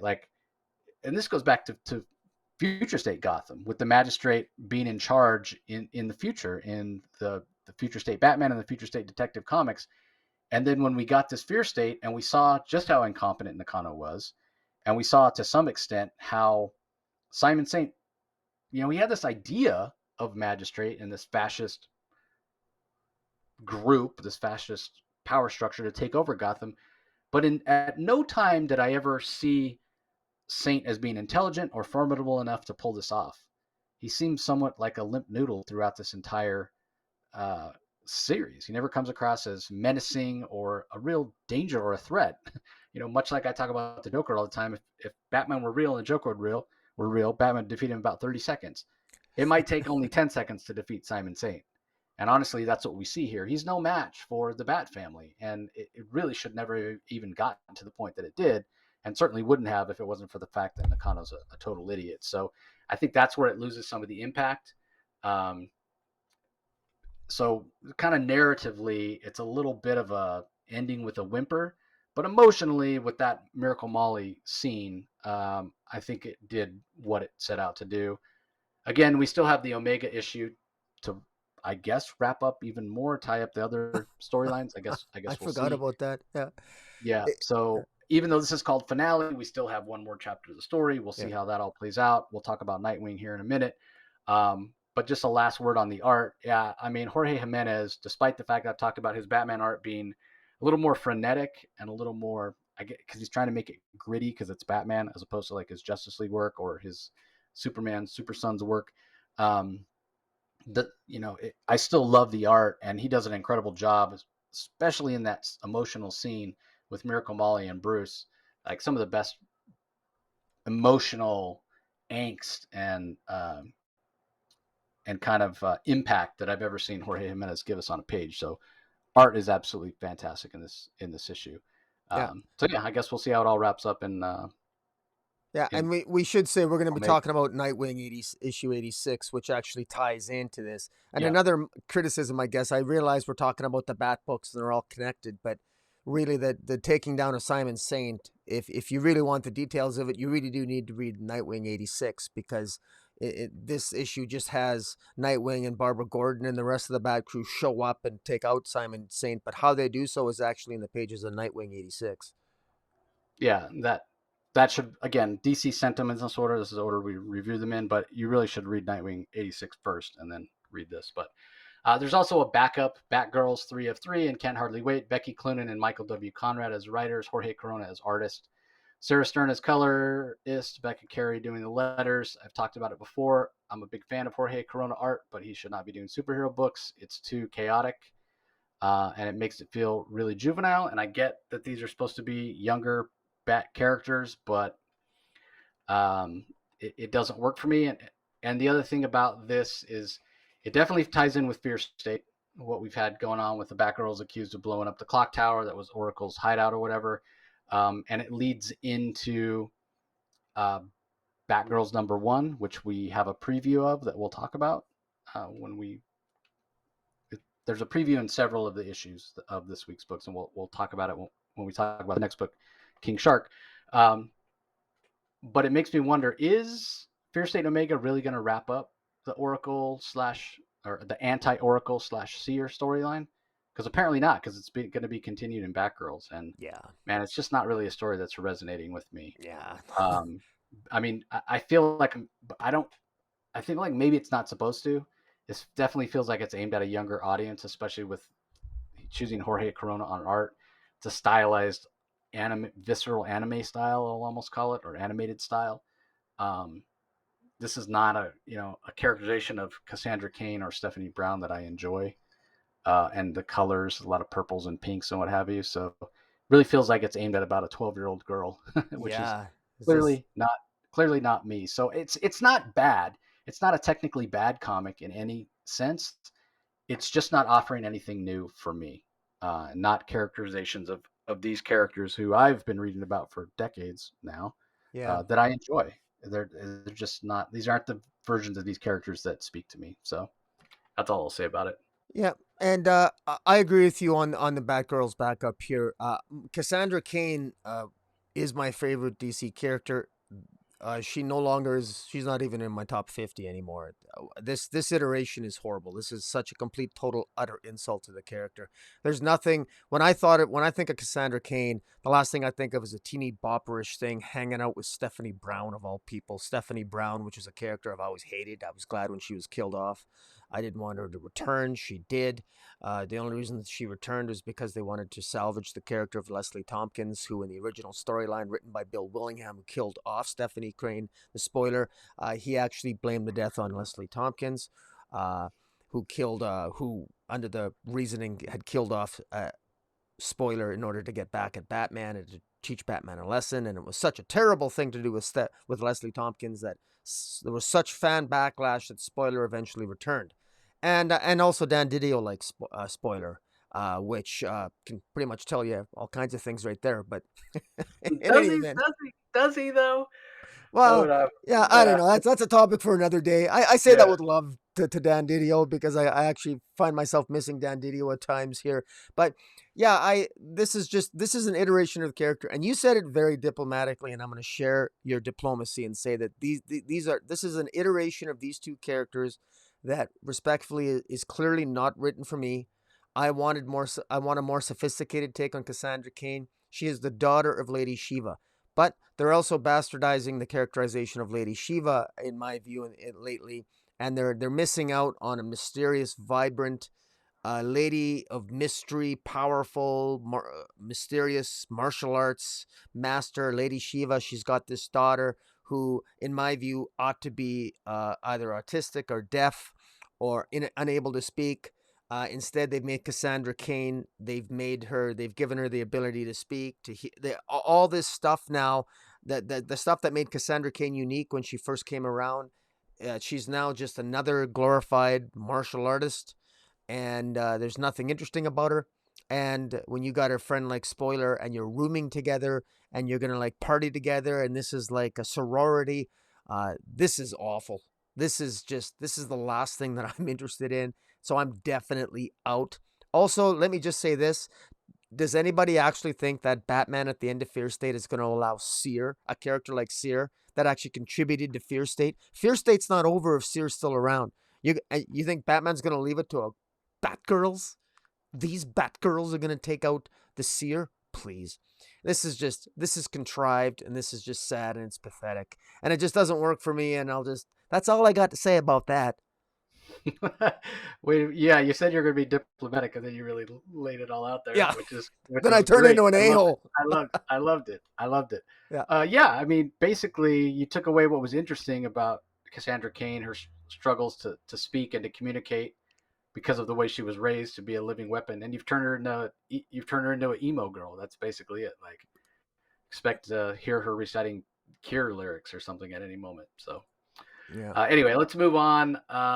Another Tim Seeley written book. We're up to Suicide Squad King Shark #3, written by Tim Seeley. Art is by Scott Kolins. John Kalis does the colors. Wes Abbott on letters. I know, obviously with the popularity of King Shark and the Suicide Squad movie, that's what this is all about. It's about this tournament for different avatars. King Shark obviously being the avatar for sharks, going up against avatars for other kingdoms. He goes up against, or there's a human avatar. He has defeated the bird avatar, and he's about to go up against the Easter Bunny. He kills the Easter Bunny. Basically, which is pretty funny. I mean, literally comes. It's like the scene out of Deep Blue Sea where Samuel Jackson gets bit in half, and defeats the hair prince of the undergrowth. And he's defeated, like I said, the avatar of the bird kingdom, and now he's going up against what is she, Queen of Tigers or something like that? Queen Tiger. So it's an interesting enough idea. It's almost like talking animal avatar type characters mixed with like Bloodsport, the Jean-Claude Van Damme movie. Meanwhile, we've got Amanda Waller, who wants to get King Shark back because he was promised to be a member of Suicide Squad, and he's kind of absent without leave. So she's got her own team that she's trying to send in to bring him back. So it's fun. It's over the top. I'm not a big King Shark guy, but if you're a big fan of King Shark, the characterization that Tim Seeley gives us is, from what I understand, is pretty similar to the characterization from the movie, even though I haven't seen it. So again, this is what they're trying to capitalize on, and I think it's working for the most part. I've talked about the Scott Kolins artwork before. It sort of works because he's not drawing people; he's drawing animals, basically in humanoid form, and that does sort of work. Otherwise, for me, Scott Kolins art really only works with the Flash because his art is just so scritchy and kinetic. Everybody looks like they're vibrating out of their skin, which works when you're not drawing people, but when you're drawing people, it doesn't always work the best. So this is okay. Again, I'm not the biggest King Shark fan, so I'm probably not the target audience on this, but it's fun enough. Dialogue is smart, technically a well put together book. So anything to add, Rocky? I want to give compliments to John Tellis, the colorist. They really the coloring is fantastic. Scott Kolins, I'm not usually a big fan of his art, even when he's on the Flash, but it actually works here with King Shark. I'm going to give Tim Seeley another compliment. I've always found him to be serviceable, but he's impressed me with Superman Lobo. There's a couple of moments here in this issue where, again, I was laughing, and a couple of laugh out loud moments for me. I don't know if Tim Seeley, he's just managed to find my funny bone, but I love the fact that Defacer, she ends up sleeping with Man King. And it's kind of funny because she's sleeping with Man King, and she agreed last issue to basically Man King wanted Defacer to find a way to get under King Shark's skin so that it would give Man King an advantage in battle at some point. But of course, it was the Baby Shark song, and the Baby Shark song, unfortunately, it makes King Shark go ballistic, and of course he defeats he defeats all his opponents, and he takes out the Easter Bunny here, I guess is King Bunny of some kind, and he takes out Princess Peregrine, the Duke of Donkeys. There's a long writer Tim Seeley here is doing a lot of anthropomorphizing. I know I said that word wrong. I'm not going to try to say it again. Anthropomorphic characters everywhere, and he's having fun with it. I like the fact that there's sex, there's humor, there's violence. Of course, this is going to be a King Shark issue, and he eats the Easter Bunny, or at least what I'm calling the Easter Bunny. This is a fun issue, all right?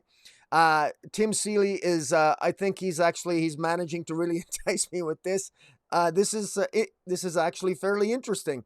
And even Amanda Waller wanting to delving into lore, she sends the Suicide Squad Black in order to retrieve Nanu, the King Shark, and much to great effect here. I mean, this is I'm not sure what to expect, but at the end of the day, he ends up fighting, I guess, King Tiger, and the King Tiger ends up getting taken off the playing field.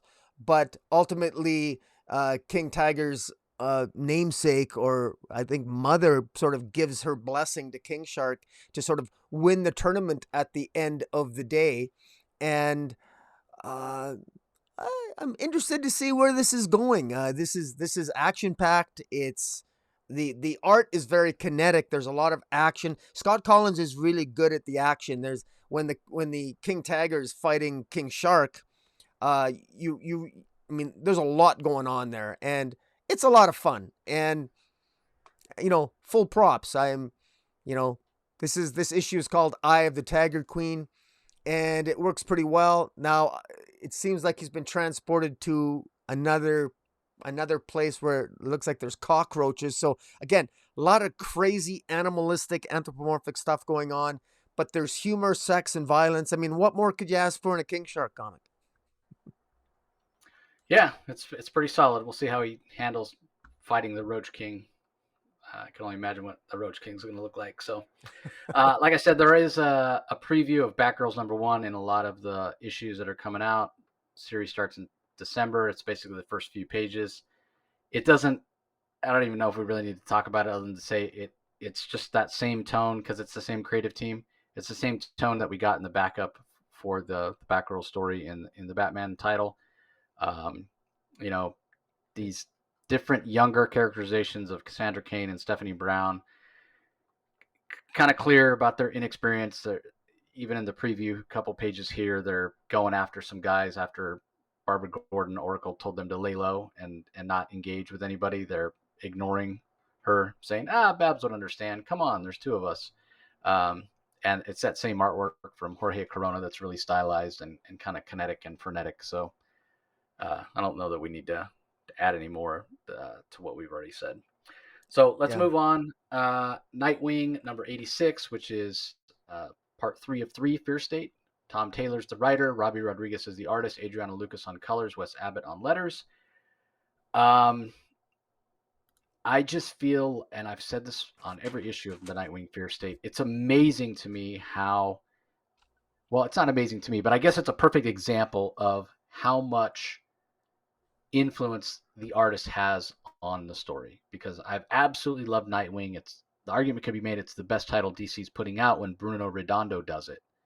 We got the same writer, Tom Taylor, telling the same story, although, granted, his main story that he was telling is being interrupted because he had to tie in with Fear State, which is why I always hate these kind of crossovers, because it's interrupting the narrative that Tom wanted to tell, but it's still his writing, and Nightwing has been so good, and now he's got to tie into Fear State, and we get a different artist, Robbie Rodriguez, who in my mind is nowhere near as talented and doesn't give the right tone or the same tone that Bruno Redondo does. And all of a sudden, this title's gone from one of DC's best to pretty damn mediocre during these 3 Fear State issues. So other than that, I don't really have much to say. Tom Taylor does try to salvage it with some bits of humor here or there and the character interaction. And it keeps it from being less than average, but it can't elevate it to be more than average. And again, we see Oracle, the anti-Oracle or Seer escape in at the end of this issue, and we're reminded once again to be continued in Batgirl #1. Meanwhile, in Nightwing, back to Bloodhaven, and all I can say is thank God. Thank God we're going to back to Bloodhaven. Thank God we get back to Tom Taylor's story that he wants to tell rather than tying into Tynion's story, and we get Bruno Redondo back on the book, because I've never been a fan of Robbie Rodriguez, and I think he was just straight up the wrong choice. I mean, I can't imagine in a trade paperback of Nightwing, if you have 3 issues of what Bruno Redondo does and 3 issues of this, it's going to feel like a completely different story. And really it is a completely different title. Just couldn't be more different. So I wasn't a fan. I'm really kind of sad that Nightwing had to cross over with Fear State and interrupt what Tom Taylor and Bruno Redondo were doing, which was really quite fantastic. And this is really not. So anyway, I'll let you talk about the story beats or whatnot, Rocky, but I'm just glad this is over. Well, there's not much of a story here, which adds to my disappointment. This is such a filler issue. It's just so sad to see. This is just this isn't a Nightwing comic. This is Fear State. This is another chapter of Fear State. because they ran out of real estate in the pages of Batman, which is astonishing when you think of Batman's published twice a month, and they still never had enough space. But it was important to have that Batgirls preview in Batman 117.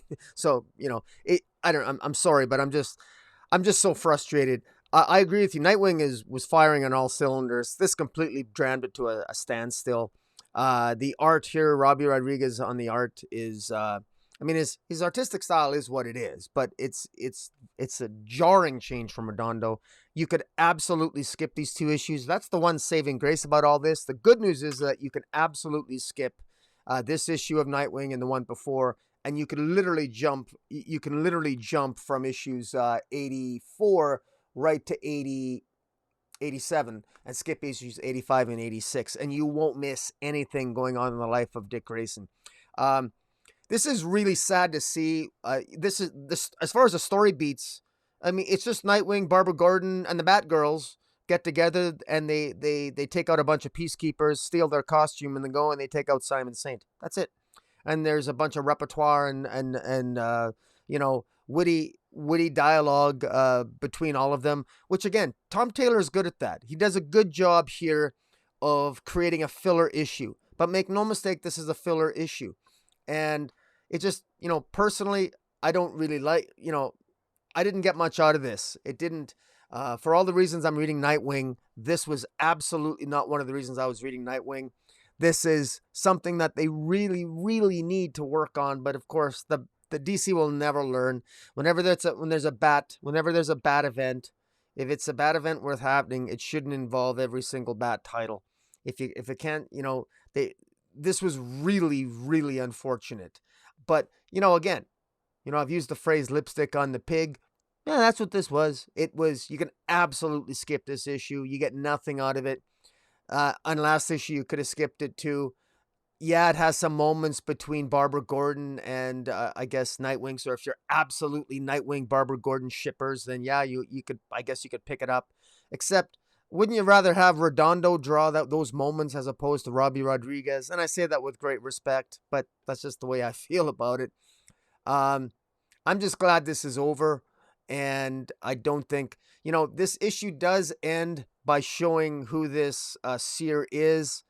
And again, it just looks cliche. She's got this weird looking symbol. She's got this, I don't know, green glasses. She seems like a young super genius, looking really skinny and odd. And yet she's obviously psychopathic and evil. And I guess she's a teenage boppy psychopath that she can fit right in with being the enemy for the Batgirls now. So we can all be happy about that. But okay, that's fine. This will be written. I'm sure they might as well put her on DC Superhero Girls and put her on that cartoon. That's what it feels like to me. Yeah, super tropey. Yeah, super tropey, super bad, super and I realize we're a couple of I realize I'm a 52-year-old guy, expressing disappointment in this, but I realize these characters are no longer being written for me. I get that. I'm reminded of what Mark Waid once told me at a Comic-Con many years ago. He said, every generation deserves to have comic characters written for them. And so I got to think about that before I get too critical, because it's, if this new approach, a new iteration of Spoiler and Cassandra Cain somehow is going to attract new readers, all the power to it. I'll happily stand aside, and hopefully Becky Cloonan and Michael W. Conrad can attract new readership to Batgirls. All the power to them. I don't want to be a negative Nelly. It's just hard because I've loved Cassandra Cain for so long, and to see this happen to that character, it just breaks my heart. Yeah, at least you can go back and read those old stories that you loved. Yeah, exactly. Okay, up next, Nice House on the Lake, number 6. I thought it was on hiatus, but I guess this is the last issue before the couple-month hiatus. So it's written by James Tynion. Alvaro Martinez Bueno does the art and the cover. We have Jordi Belair on colors. Animal Design does the letters. We had the big reveal last time that there was somebody else kind of in the vicinity, Reggie. And this is where we kind of learn a little bit more about him. So what'd you think of this issue, Rocky?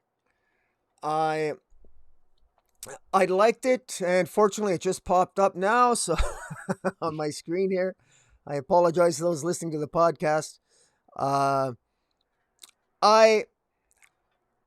Well, let's just say that when this ends, I'm really excited. I'm really excited for where this is going, because it's very, very fascinating. I got to give kudos to James Tynion, because he sort of flipped the script on this. It's revealed here that Walter is an alien, and he's from an alien race that essentially, all we knew, basically they've been planning to destroy the Earth for a while, and Walter decided to hide 10 of his best friends that he met over the course of 30 years on this nice house by the lake. That's it. That's the premise of it.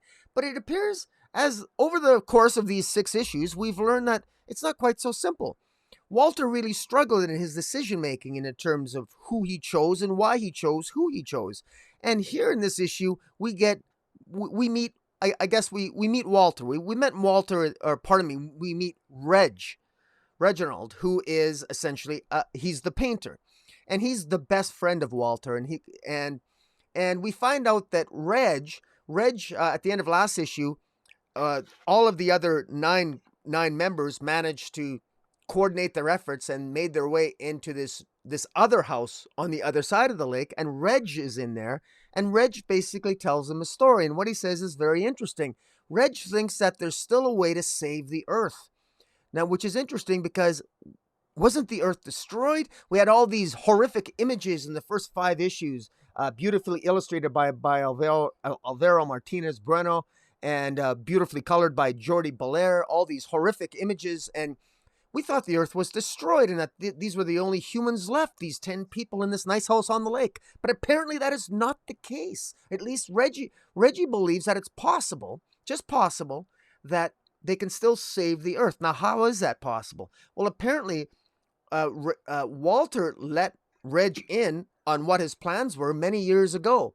But what happened is that Walter would tell Reg what his plans were, and over the course of a long period of time, Walter would confide in Reg and then erase Reg's memory. But basically what Walter told Reg is that the idea is that Walter is supposed to choose a sample set of human beings and put them together, and then once the sample set of human beings becomes stable, then they're going to destroy the Earth. Which is really weird, because you think, well, you would think they'd only destroy the Earth if there's instability, but apparently the idea that Walter says his superiors told him is that that's their plan, is he saves a bunch of humans of his choice. In other words, he's going to pick the best of the best as a sample set, and then once that sample set becomes stable, then they're going to destroy the rest of the Earth.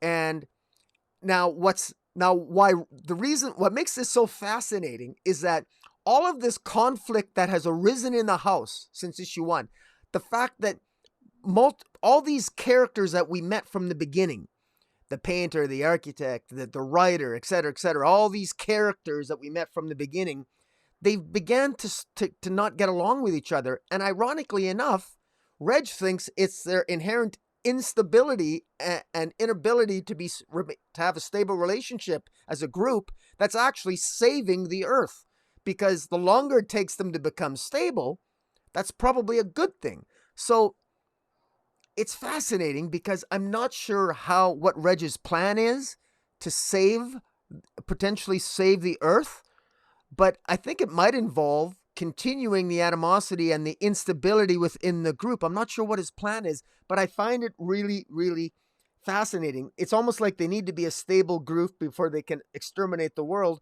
but they're not stable, so they don't get along. And so perhaps the instability and chaos and the inability of humans to get along with each other might actually save the human race.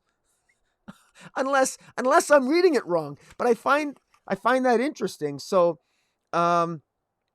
now, this issue, what makes this even more perhaps frustrating is at the end, Walter shows up, erases all of their memories, and so they're seemingly back to square one at the end of this issue. So what's going on? Why would Walter's alien superiors wipe out humanity if the control group becomes stable? That seems counterintuitive to me, but it's weird and it's fascinating. So I'm really liking the questions I'm asking. I'm enjoying this. What did you get out of it? Yeah, this was kind of a mixed bag for me. Because up until this point, this felt like a wholly original idea where Tynion wasn't getting into any tropes. But then when we find out, yeah, so these aliens, my take on it, why they want to make sure that it's stable, it's kind of like, okay, let's take a page out of Brainiac's book, right? Preserver of Worlds. They want to destroy the Earth, but they want to preserve the core of it. So that's why they want to make sure it's stable, right? Like you wouldn't want to put a bunch of ants of different species together that would eat each other, because then you wouldn't have an example of what ants were like. If you just are then in turn going to Right. destroy all the ants, so they're going to destroy all the humans, but they want to have an example of what humans were for their zoo or their collection or whatever. That's kind of the take that I got it. So all of a sudden, it's gone from this wholly original idea to this idea that, oh, aliens are going to preserve humans and as like an exhibit or an example or whatever. So that's not the newest or most original idea. And then we get the whole Men in Black erase, aliens erasing memory kind of thing as well, um, which just feels really ex deus machina to me. Like anytime Walter doesn't like the way things are going, he just shows up and says forget, and they all forget. Like if that's really the case, then the humans have no chance. They really don't. But I mean, what I suspect will happen is that because Walter was created by his alien masters to be human, so he can understand and better choose who would be representative of humans, that he's got the emotions that go with that, and he genuinely has affection and love for these other humans that he's put in this uh, house on the lake, and so that'll be how they get out of it. Um, so yeah, it is fascinating and it is a little different, but it doesn't feel as original and as innovative as I originally thought, because we're getting into some sci-fi tropes here. Um, and the whole alien collection thing doesn't bother me as much as the fact that Walter can just say forget at any point and they just forget. So it kind of seems like in order to get out of that, um, we're going to have some pretty big leaps, because in a way it feels like Tynion's written himself into a corner, but maybe he's got a great way to get out of it, and that'll be what really elevates the series at the next point. So, but the art's fantastic, and it's still very much worth your time. You should definitely read it because it's pretty damn solid. So, Yeah. uh, all right. Up next, we have Supergirl, Woman of Tomorrow, written by Tom King. Bilquis Evely does the art. Mateus Lopez on colors. Clayton Cal handles the letters. The art is as fantastic as it's been throughout. Really great colors here from Mateus Lopez as well. And basically, what happens in the issue is Supergirl and Ruthie finally get a chance to confront Kim of the Yellow Hills, but he has this artifact that he uses that's able to transport them um, away. It's basically this Mordru globe, and it's called a Mordru globe because Mordru, if you're not familiar, is the name of this future ancient. He's a enemy of the Legion of Superheroes, so that's why I say future. But he's really ancient. He's been around for a really long time, so it's magic. So that's why it works on Supergirl, and she's not able to escape. And basically, if you're losing a fight at any point, you just pull out this Mordru globe and you teleport your enemies away. So that's exactly what Clem of the Yellow Hills does, and he sends Supergirl to this planet that apparently was created by some enemies of Superman way back in the day, where it's putting out green light, but not just green light, because the sun must in some way be infused with kryptonite, because the the sun is actually putting out kryptonite radiation, right? So instead of a yellow sun or a red sun, it's a green sun, and this light actually hurts her, and they land on it just as the sun is rising, and Ruthie has to keep Supergirl alive for 14 hours until the sun sets, until she'll have some of her powers back and not be in as much pain, and they can escape.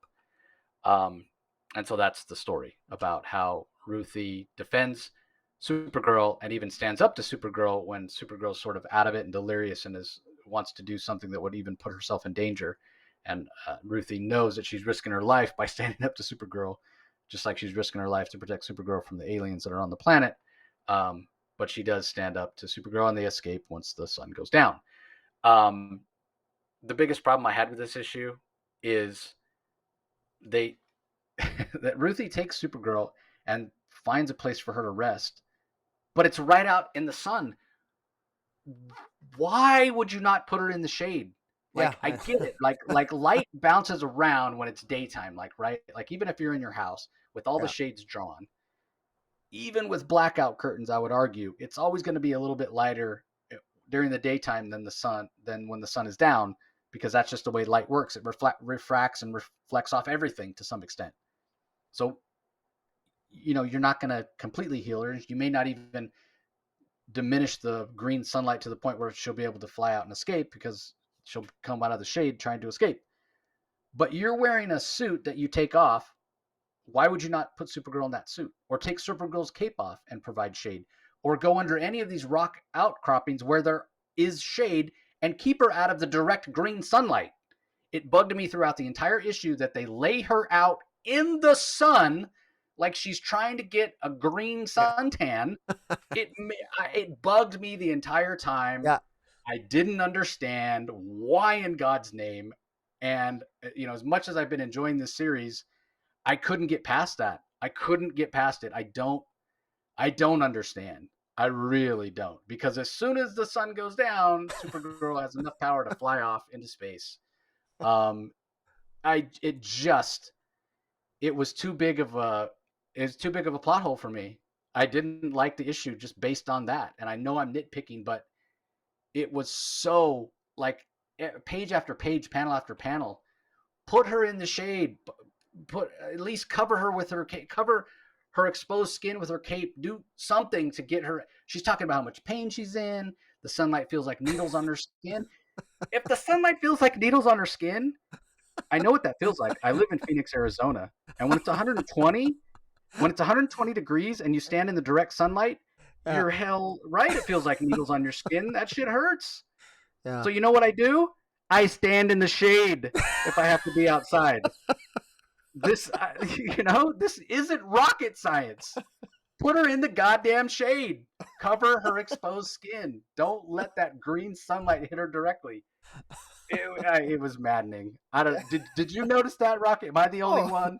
Well, I absolutely did notice that. And I will say that there was initially a vain attempt at an explanation, because young Ruthie thought her instinct was to try to take Supergirl toward the water and protect her under the trees, under the flora of the leaves in the trees. So I think that was her instinct. But she discovered that when she tried to go closer to the trees and the water, which would have given her the shade, that the animals came out, that the animals and the monsters of the area were also attracted to the flora and the water. And so therefore she was trapped on the rocks. I think that is what we're supposed to get out of that. But I still agree with you. There should have been why didn't she make a shelter? Why didn't she do something to protect if she knew that Ruthie took her spacesuit off. Put her in your spacesuit. So that her skin is protected. Yeah. No, I agree. I agree.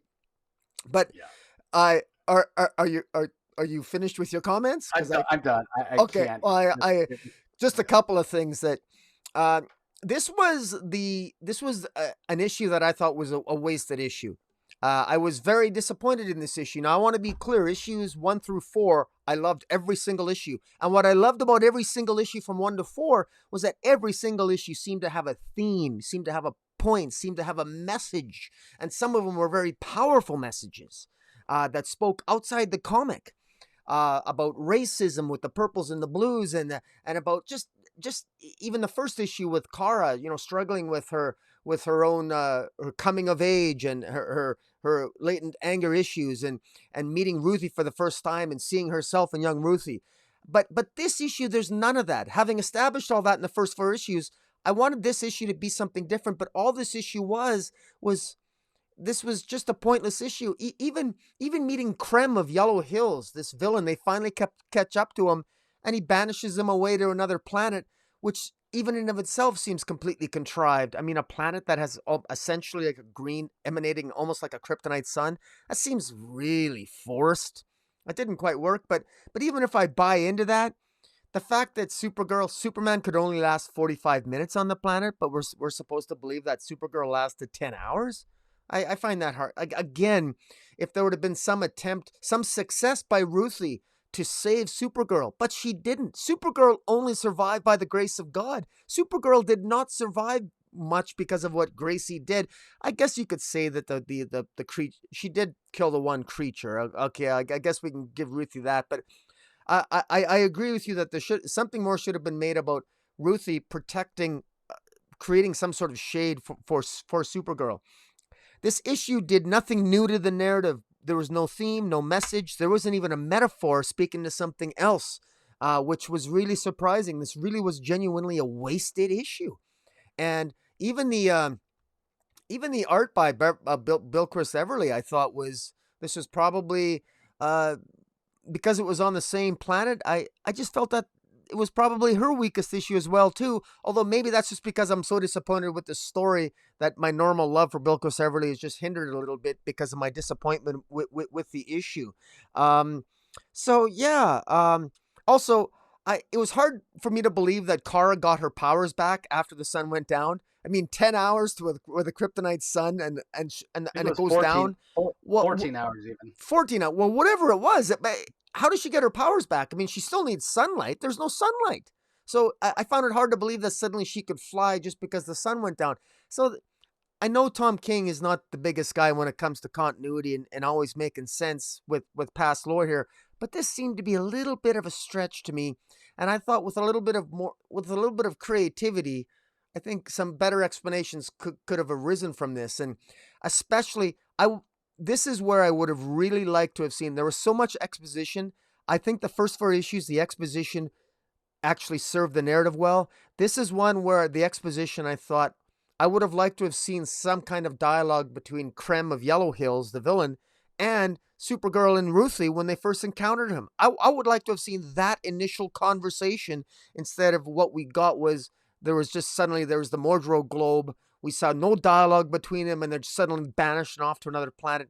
It really felt like we were deprived of a moment, and then the entire issue was wasted where we learned nothing about Ruthie, nothing about Supergirl, no insights as to the larger narrative at all. It was just very much a disappointment, and this is very much an issue where I'm fairly certain that when we collect all 8 issues, we could literally skip issue 5, and I don't think a reader would be none the wiser. But overall, I still love Bilquis Everly's art, but this was definitely a miss for me narratively, completely unnecessary. Yeah, it's too bad. I just couldn't get past the. Yeah, I mean, I obviously it's Kryptonian cells. It has stored the yellow sunlight.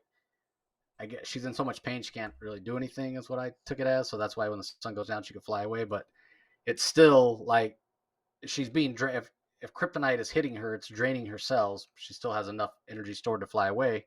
Just one more reason she should have been in the shade. Who knew that the concept of shade was this advanced, huge idea that Ruthie has never heard of? Like, just so she grew up on like dirt, like they're rock farmers, right? They talk about out there in the heat, whatever. She's got to know what shade is. Oh, it's just so frustrating. All right. Next issue was another one I was disappointed in. When the best thing about it is the title, you're in trouble. And again, it's because it's Tom Taylor. I expect a lot from him. John Timms handles the art. Hi-Fi does the colors. Dave Sharp on letters. It's Superman, Son of Kal-el, number 5, and it's the issue everybody's been talking about because Superman kisses our Superboy. I can't call him Superman because to me he just hasn't earned it. But either way, Jon Kent kisses a boy. Ooh, I really couldn't care less about it. Although I do have some comments about when it happens, because I'm me. The fact he kisses a boy, don't care. Could have been a girl. I still would have had the same thoughts, and I'll get to it.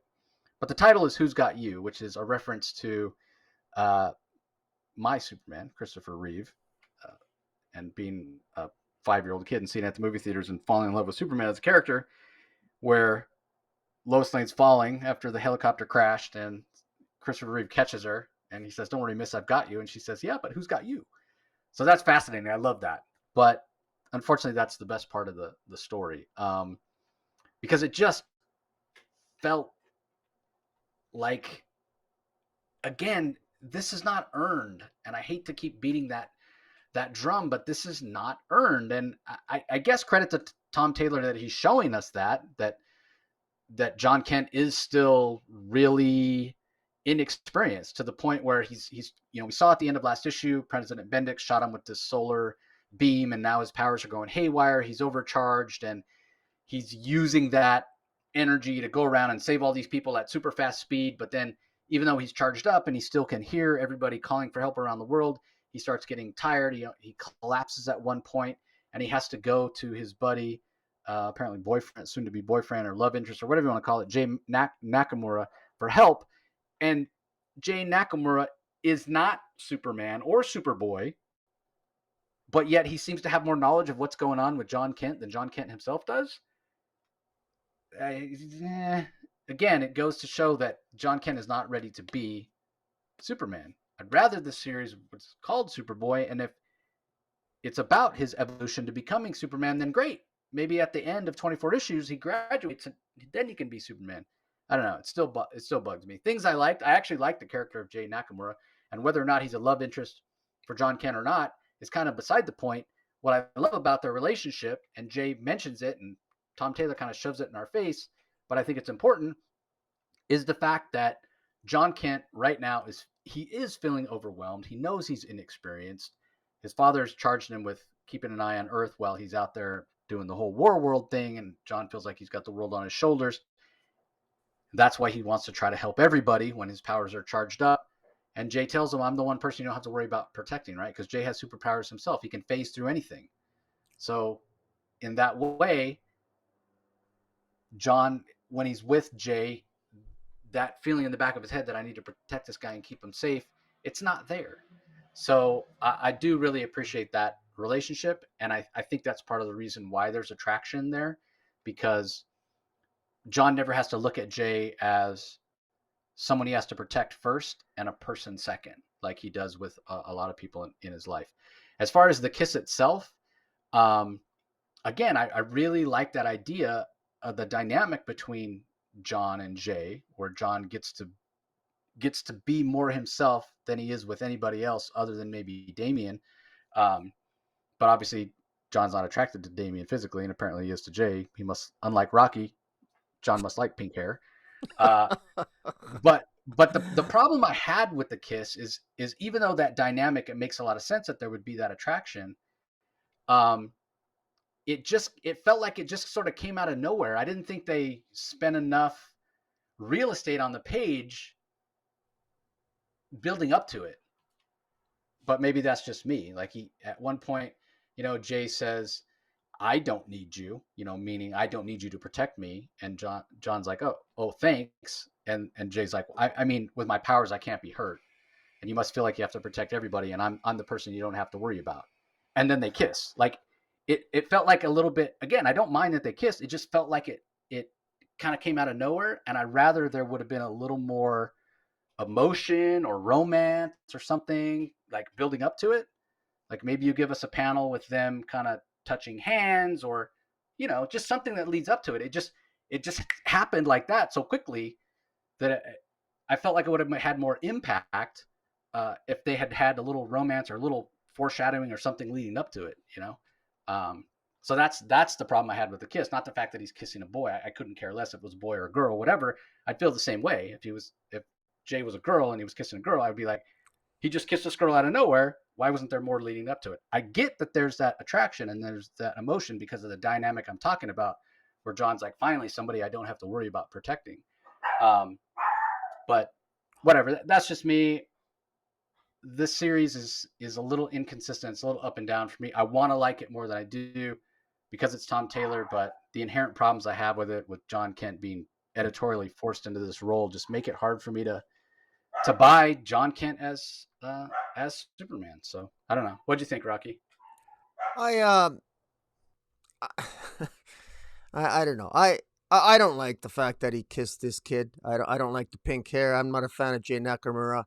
I just don't like it. And I'll just express something because I don't like it because I'm not bisexual and I want him to be heterosexual. That's the truth.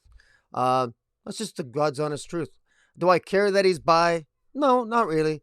But I'll be honest that I have lost some interest in the character. I'd be lying if I said I hadn't. I mean, and now I understand, I guess, how bisexuals and homosexuals feel when they fantasize about all their characters wanting them to be gay and they're not, and they lose interest maybe in their characters. I don't know, but I'm not. That's just me being brutally honest. I agree with you that there's spontaneity here. Look, I don't want to be. I feel I would be a hypocrite. If this was a good looking, if this was like when Superboy kissed Saturn Girl in the pages of Legion of Superheroes, and that with that far superior art by Ryan Sook on that beautiful cover with Superboy, Jon Kent kissing Saturn Girl, I loved it, man. I loved it. I thought it was fantastic. And that was spontaneous. That wasn't really all that earned, although there was a little bit of an attraction there from the beginning. But I liked it. Now I guess, now he's kissing a pink-haired guy. Okay, fine. I guess it just, part of me is, and this is part of my own maybe learning, of my own sort of comfort level with it, and it's on me. I'm just being very frank, is I actually thought that, like, Superboy's reaction when he kisses, you notice I call him Superboy. I still can't call him Superman because he looks like John Tim draws him. He looks like a Superboy. I don't know why we're calling him Superman, but in any event, it doesn't seem to bother Jon Kent that he just kissed a guy, a pink-haired guy. It doesn't seem to bother him. And of course it's not supposed to, because that would defeat the entire purpose, and the entire LGBTQ community would come crashing down on DC Comics should, God forbid, Jon Kent ever react and say, "Oh my God, I just kissed this guy." It's so everybody will be happy. Everybody can be very happy that immediately we now know that Jon Kent not only has he been aged up 7 years with no psychological trauma, but he can have his first kiss and discover that maybe he's gay, because maybe if he doesn't know he's bi, maybe he's gay. I mean, he doesn't know yet. And he's completely comfortable with it. Doesn't faze him at all. That's where we're headed. That's why this feels a little bit off to me, as much as it feels off that he was aged up 7 years. And look, I'm going to say all the right things, just like we all are. Okay, yeah, he's always kissing a guy. He's kissing a guy, whatever. I'm more interested in the John Henry Bendix thing. I want him to kick John Bendix's butt. I want him to have that. That's the stuff that I'm more interested in. I want to give compliments to John Timms on the art here. I'm not a John Timms fan, but there's a double page spread here where John Timms, there's a scene where Superman, son of Kal-el, is carrying this entire bridge, which contains all the ambulances on it. And it's absolutely a beautiful double page spread. It's gorgeous. It does the backgrounds, John Timms, this is probably the best his backgrounds have been in a long time. I found that during Future State, a lot of John Timms issues, he cheats on the backgrounds, but he brought his A game to this issue. So full props to John Timms. And, and I apologize to all people who have pink hair. I mean, I'm just saying, I guess I have, bias. I still say of all the types of characters that you could have drawn, and for Jon Kent, his first kiss for a guy, and it has to be for this Jay Nakamura. This is I think this is a miss. I don't think this is. I think this is a significant miss. I hope that, I don't know. I hate to be negative, and I actually maybe I'll regret being as honest as I am about how I feel about it. It's one of those things where, as an older reader, I realize I got to change, and I got to get used to different things too. And, and I am, and we'll see how it goes. I'm in for the long haul here. I love Superman. I love Jon Kent. I'm going to be reading these issues, and I want him to be the best hero he can be. And we'll see. But because he's bisexual, I hope it's okay for me to cheer for Saturn Girl over Jay Nakamura, because that's what I want to see. I mean, I figure if he kisses, now he's kissed Saturn Girl, and he's kissed a blonde, and he's kissed a pink head. So I want him to end up with the blonde, okay? And hopefully I won't ruffle too many feathers by saying that. I think that's fine. All right, on to the last book we're going to talk about. It's Nubia and the Amazons #2 from writers Stephanie Williams and Vita Ayala. Stephanie Williams handles the script. Aletha Martinez on pencils, Mark Morales and Aletha Martinez on inks, Emilio Lopez and Alan Pasolaco on colors, Becca Carey on letters. I don't really have much to say about this because I don't feel like it's moving along far enough for me to really know what to think. Felt like a lot of setup. The art's fantastic. The colors work really well. Love the covers. But yeah, this was another one of those issues this week where I just felt like waiting for something to happen. I don't know. How did you feel about it, Rocky? Well, I actually, I think that this issue was all set up, and I thought it was well handled, well structured. I want to give, is it? I'm trying to remember who's the, Williams, Stephanie Williams, and Yes. Vita Ayala. I think they did a good job here pacing this issue, structuring it. I mean, it's teasing a villain that's arising, and it's Medusa, the villain Medusa, and the head. Let me just back up for a bit. There's one of my favorite Greg Rucka Wonder Woman storylines is when Wonder Woman fought Medusa, and there was a great storyline where a blind Wonder Woman decapitates Medusa and defeats her. And now, while technically I don't know if that storyline's in continuity anymore, I always loved that particular storyline. In this particular issue, it's clear that the head of Medusa is actually somewhere in Doom's doorway, but the spirit of Medusa has escaped and is transferring her essence from Amazon to Amazon, ultimately hoping to acquire her head so she can become, I'm assuming, Medusa again. And every time Medusa transfers her essence from Amazon to Amazon in this issue, the Amazon that she leaves or ultimately turns to stone. Now, but that's only part of it. There's a rich story behind it all.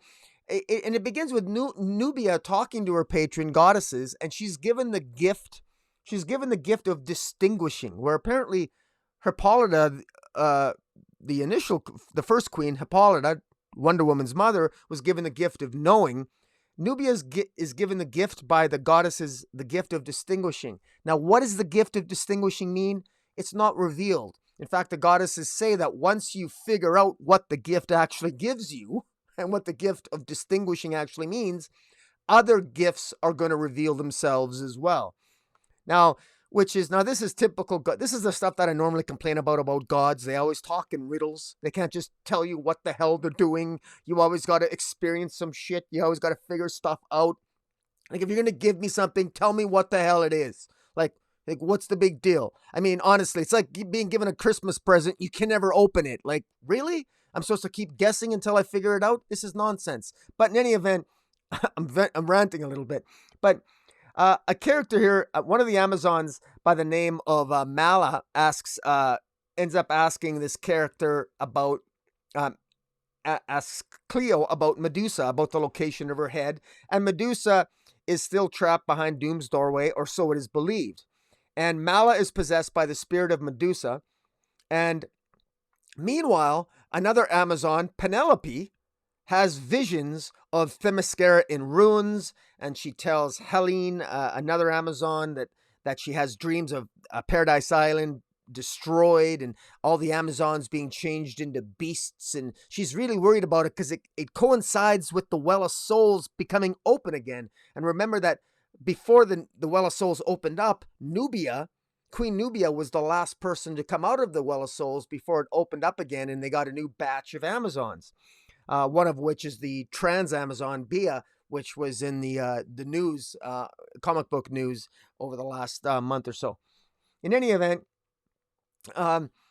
Nubia feels a connection to one of the new Amazons called Andromeda, and it looks as if Nubia, maybe in her past life, when, because again, the way it works is that Amazons used to be women who were abused on Man's World, and when after they die, they come out, they are reborn through the Well of Souls and become Amazons.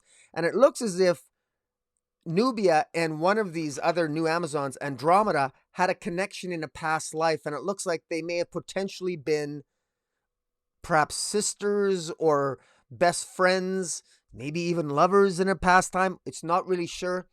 This is revealed during when Nubia attends the Victor Circle, and the Victor Circle is essentially a tournament where it's a place where Amazons go to sort of fight each other and to sort of engage in hand-to-hand combat. And it's kind of cool. I kind of like the idea. It's where the Amazons go to let off some steam and kick each other's asses and have some fun. It's sort of like Mortal Kombat for Amazons, and I sort of like that because we're talking Amazons, peaceful warriors. Well, this is the warrior side of them, and I really like what Williams has and Vita Ayala have done with that. They've done a pretty good job building that up, and it's in the Victor Circle where Nubia and Andromeda discover that they have this connection. But ultimately, at the end of the issue, Andromeda ends up being possessed by Medusa. And what's fascinating about that is clearly Medusa is going to utilize the fact that Andromeda and Nubia have this connection to probably take advantage of Nubia, but it's probably going to be Andromeda's connection to Nubia that's going to ultimately overcome Medusa. That's my guess. But I like so much is being set up here. There's a story here waiting to be told. There's a lot jam-packed in this issue, and the art, as you indicated, Jace, is fantastic. I'm enjoying this. This is my favorite. This was this is my favorite comic book this week. I enjoyed this the most out of all of them, and I actually, as I said, I have some disappointments this week, but this one I enjoyed the most because I felt that a lot of effort went into this by the writers, and I'm the most interested to see where it's going to go because I love the villain of Medusa. It's one of my favorite Wonder Woman villains, and I'm glad to see that she's going to be coming back and terrorizing the Amazons. Fair enough. I can't even pick a favorite. Nothing stood out for me. It just was a disappointing week. So, all right. Well, in addition to the books that we talked about, everybody, there is a Legends of the Dark Knight, which is a digital first. So there's a collection of that. That's the 7th issue of that. There's also Looney Tunes number 263. And then for collections, we have Catwoman Volume 5, Valley of the Shadow of Death trade paperback. We have the Dreaming Waking Hours trade paperback. We have the Plunge trade paperback, which is the Joe Hill, Stuart Immonen, Dave Stewart horror title. There's also a Refrigerator Full of Heads number 2, which is also in DC's horror line. And there's a couple of hardcovers, Justice League Endless Winter hardcover, and then the amazingly fantastic Other History of the DC Universe hardcover from writer John Ridley, which I highly recommend. So that's going to do it for this episode. As always, we want to thank everybody for joining us. Any last words, Rocky, before we sign off? No, just bring on Saturn Girl to the pages of Superman, Son of Kal-el. Yeah, fair enough. So don't forget, everybody, head over to YouTube if you're listening to us on the audio only. Do a search for Comic Boom, Comic Space Boom, ! Make sure you're subscribed to Rocky's channel, like this video, ring that notification bell so you know when he puts out new content. Conversely, if you're checking us out on YouTube and you want to listen to any of the other Comic Source podcasts that we put out as audio only, just go to your favorite podcasting app or podcasting platform and do a search for the Comic Source, and you'll find us there. So once again, thanks for joining us, everybody, and we'll talk to you next time. See you later.